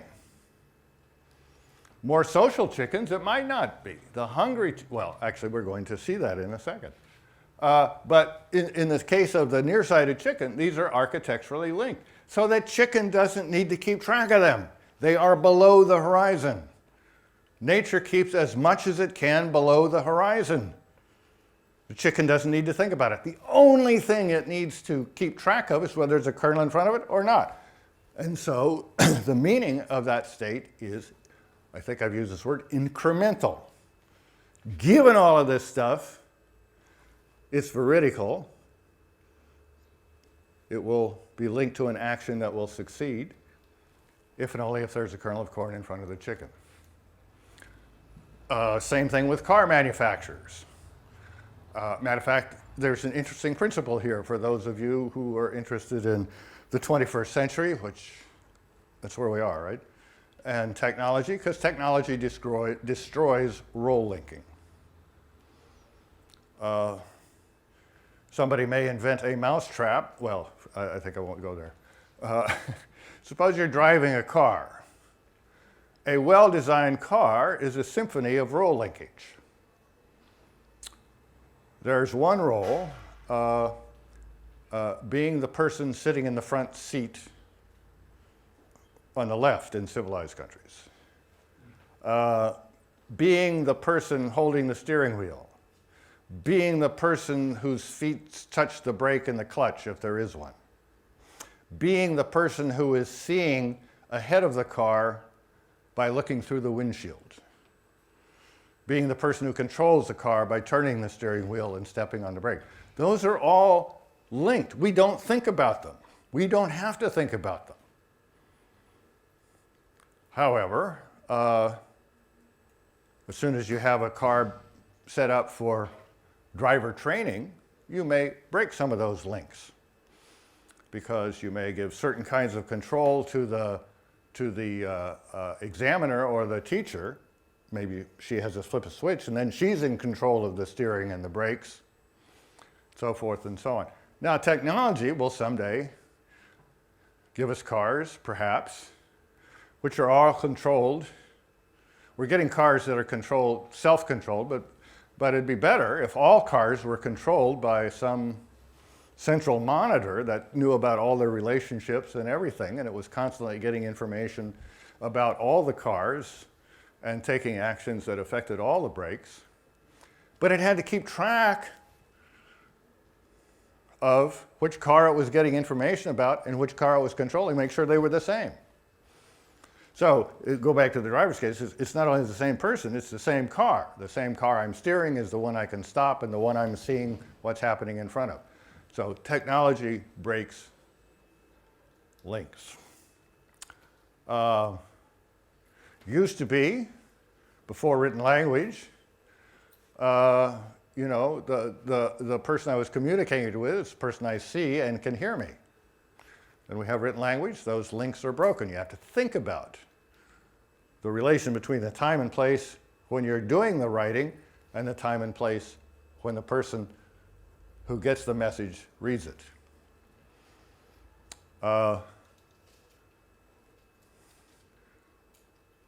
Ask yourself this question. If you're sitting at a table with a bunch of other people and you say, I say, I'd like the salt, that's quite polite. But if I were to say, John Perry would like the salt, that sounds a little pretentious. I mean, if I were de Gaulle, I would say, de Gaulle would like the salt. If I were the American presidential candidate, Bob Dole, I would say Bob Dole would like the salt. Both those guys sounded weird, but at least in de Gaulle's case, there was some excuse for it. Everybody would know who de Gaulle was. Why? Well, because the person across the table who hears the utterance can tell who the utterer is. And if the utterer uses the word I, then he knows that the utterer is the same person who wants the salt. But if the utterer uses his own name, that automatic link is broken. A cognitive burden is put on the salt passer. They have to know who at the table has that name to figure out who the person who wants the salt is, even though they know who the udder is. And so it's a bit pretentious to assume that they can figure that out. On the other hand, if you call someone on the phone and they say, "Who is it?" You say, "It's me." That's pretentious. You should give your name. "Hi, it's John Perry." If I call Natalie and say, could you send a fax for me or something? And she says, "Yeah, well, yeah, sure, yeah, but who are you?" And I say, "Oh, it's me." That supposes that we're good enough acquaintances that she can recognize who I am from my voice. But anyway, so the point is, technology changes which links can be taken for granted and which we need to cognitively keep track of. So harnessing information, that's what the nearsighted chicken does. The organism detects facts about its environments. This leads to actions that benefit the organism given those facts, and all the other facts below the horizon that the organism doesn't need to keep track of, as they are architecturally and environmentally fixed. So they're part of the success conditions. They're part of the truth conditions, but they're not the incremental part that the organism needs to keep track of. Or, as we might say, there's a transcendental unity of organisms relative to an environmental niche that keeps parts of reality below the horizon and allows others to emerge above it. But I don't talk that way, so. So how does the chicken know, or quotes know, that the perceiver is the agent, that the hungry chicken is the one that will receive its nourishment, that if it sees the kernel, it will peck a kernel? All this is necessary for the whole thing to be successful, but it's all below the horizon, fixed by the combination of environment and chicken architecture. So the chicken doesn't need to keep track of these things. Kind chickens, that's our third our third Gricean construction. So now you've got nearsighted chickens and proto-chickens together. Remember, the proto-chickens have no means of perception at all. Well, I'm changing them. They have hearing, right? And they team up. The kind chickens team up with their blind proto-chicken cousins. And kind chickens go around the farmyard, and if they see a kernel of corn, sometimes they'll peck, but if they're not too hungry, they'll cluck. Chickens actually have 35 different kinds of clucks that signify different things like snake, wolf, coyote, hawk, I guess. Somebody told me that. I didn't ever notice that when I was growing up. Kind chickens go around the farmyard together with their proto-chicken buddies. When they see that there is a kernel of corn in front of their pals, and they're not too hungry to get it themselves, they cluck. When the proto-chicken hears the cluck, it pecks. Now So kind chickens can tell two different things: when there is a kernel of corn in front of themselves and when there is a kernel of corn in front of their buddy. Now that's interesting because we might think that there is this thing attributing having a kernel of corn in front that the proto-chicken sometimes attributes to itself when it sees a kernel of corn in front of itself, and sometimes attributes to its buddy when it sees a kernel of corn in front of its buddy. But I think that's a very confused way of looking at things. Something that, by the way, is engendered by David Lewis's terminology, they say. And would have been engendered by my terminology, self-locating, by the way, except he replaced my terminology in the philosophical world with they say, so I get to criticize him instead of myself. Because it confuses two quite different things, or two somewhat different things. To say this would be to suggest there's some common element between the two situations that the kind chicken keeps track of, but this is probably, we're talking about hypothetical chickens, and I guess I invented them, so I can just say, this is a mistake, because that's not the way it works.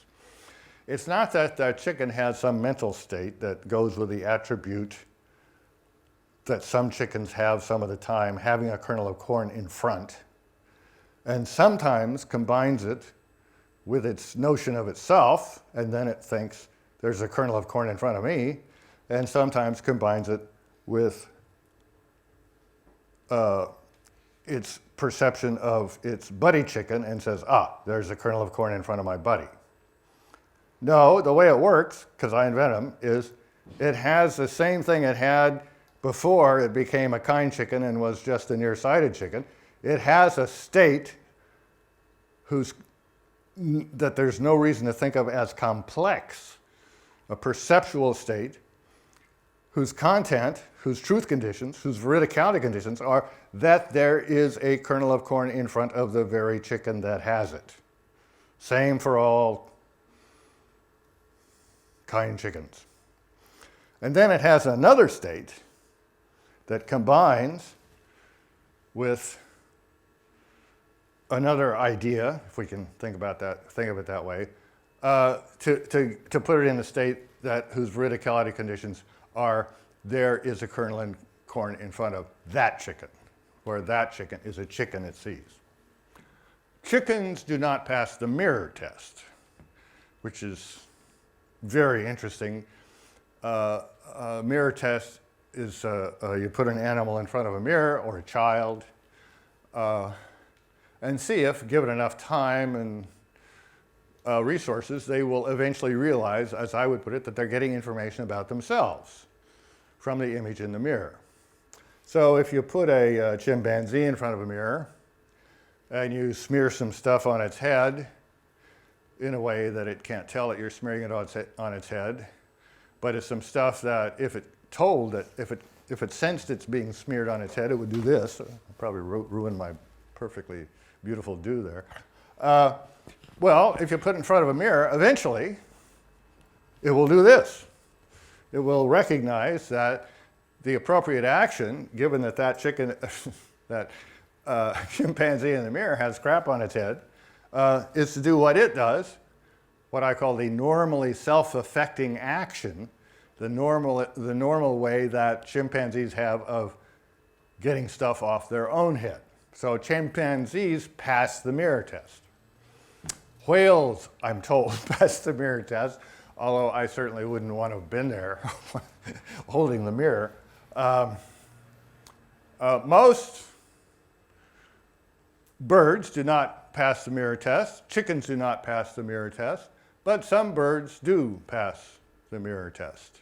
I can't rattle off which ones, but I think, the hawks, I think, do quite well, probably buzzards. The more intelligent raptors tend to do pretty well. Small children don't pass the mirror test, but they do begin passing the mirror test at age n, where n is a number I've forgotten. Dogs, as you might expect, pass the mirror test. Cats don't. I'm not sure that's right, but it fits my experience. So the mirror test. Chickens do not pass the mirror test.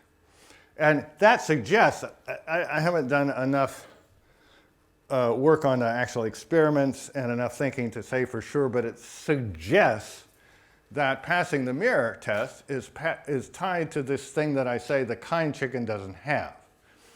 That is, having a mental predicate, if you allow me to use that language, or a mental idea, an idea that goes together with an idea of a particular thing to produce a kind of a mental sentence, and then have the ability to have an idea of itself and use the same predicates it uses for other things for itself. We have that ability. And this is why the concept of décès, or the term décès at any rate, is misleading. Because in a sense, you'll often hear people, sometimes in print, but often in a talk, say, could you explain what you mean by décès belief? I say, well, it's kind of belief, it's a belief from a perspective, the kind of belief where you'd use the first person. Well, those are quite different things. Right now, I have the belief that I am taller than Meg Ryan. Did I mention that before? Probably. It's one of my favorite examples.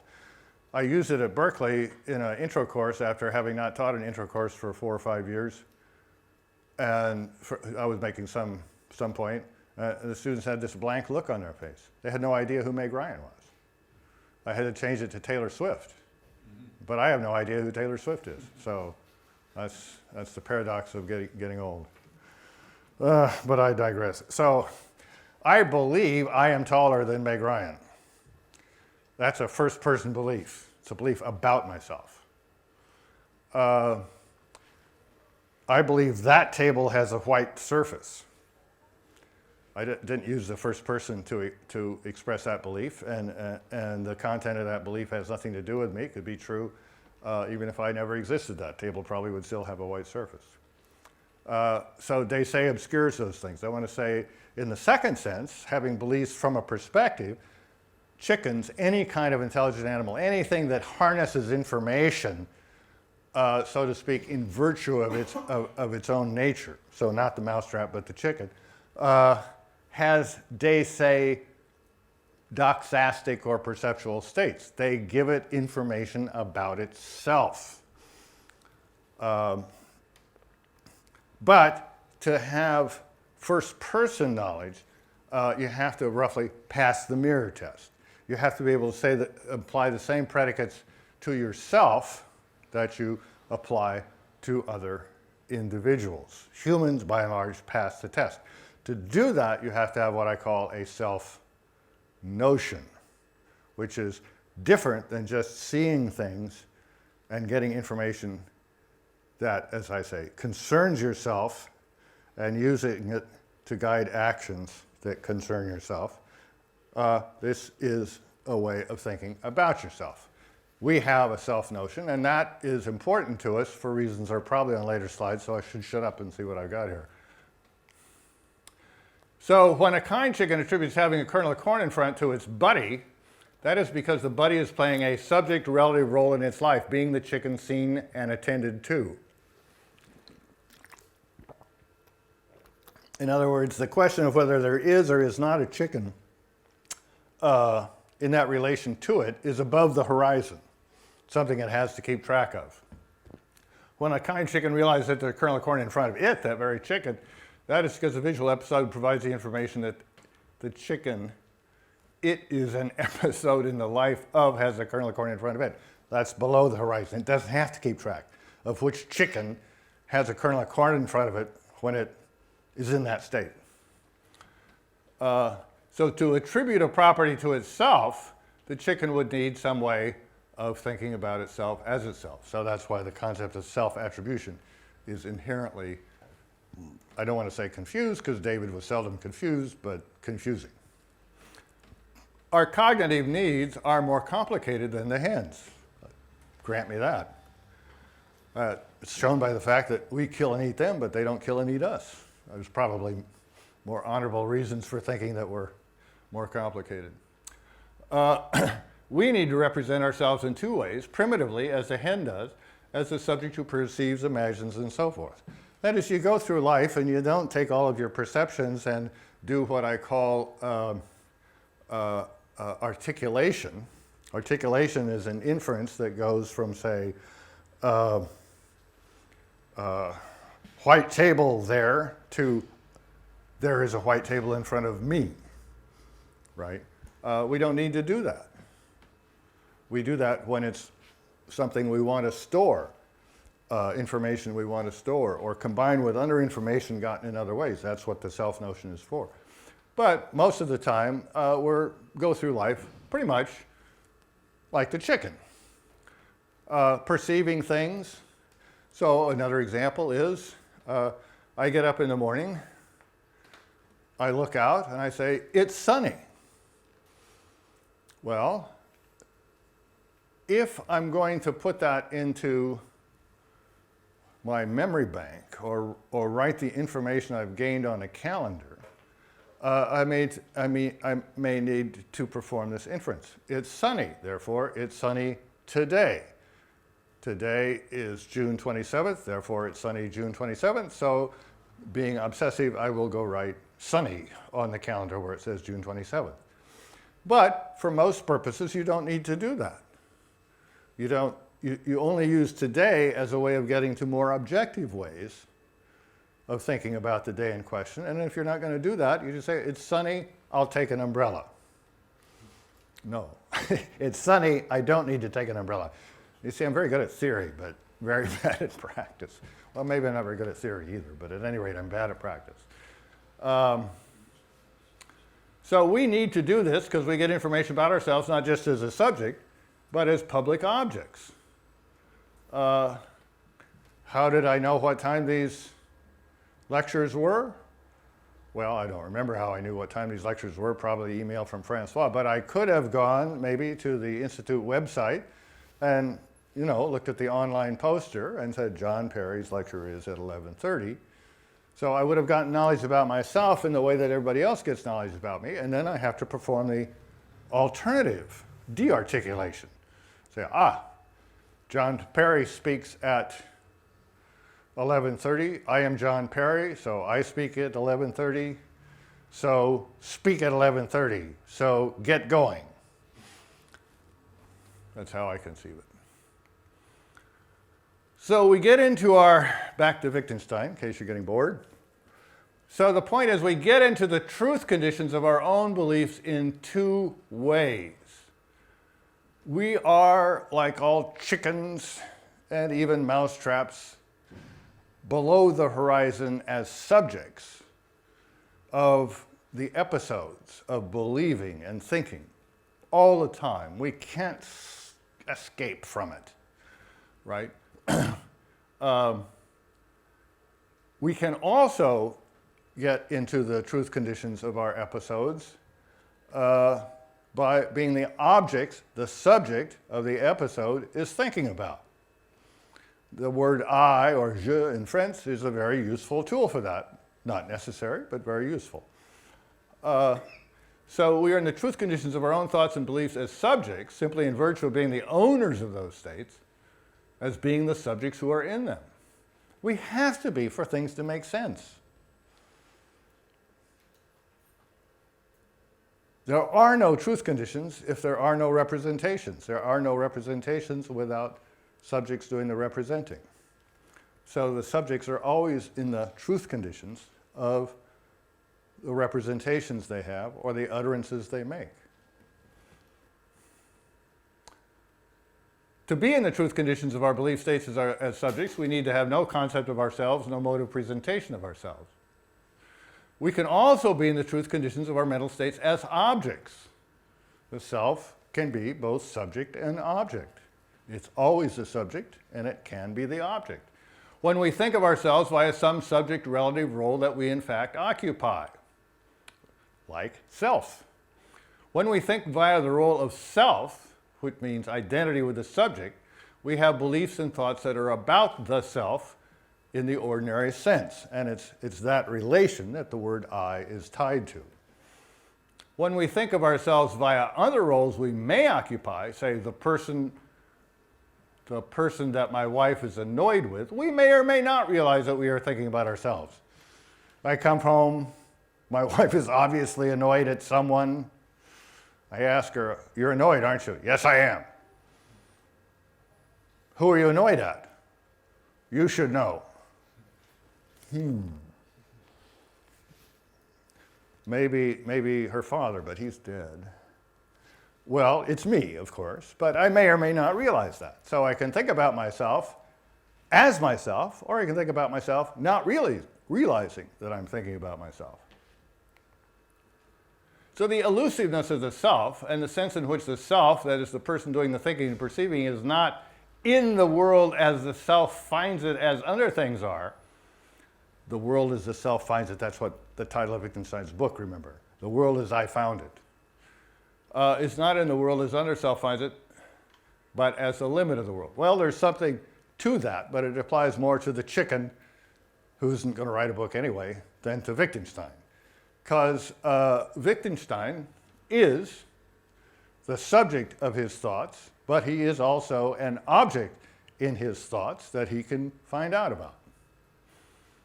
So it doesn't show that the self isn't just the person. I have a series of identity views.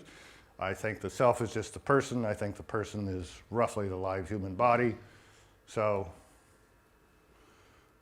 naturalistic, physicalistic even theory of the self, in case anyone wants one.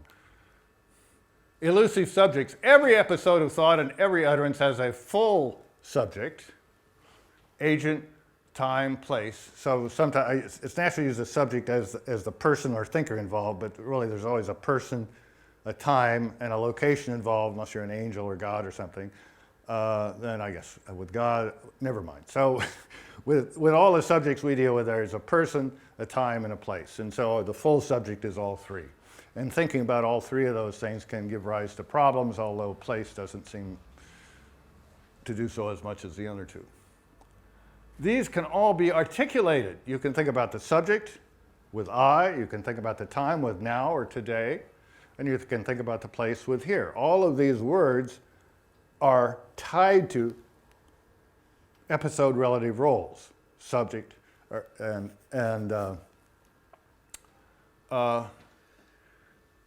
then they're above the horizon.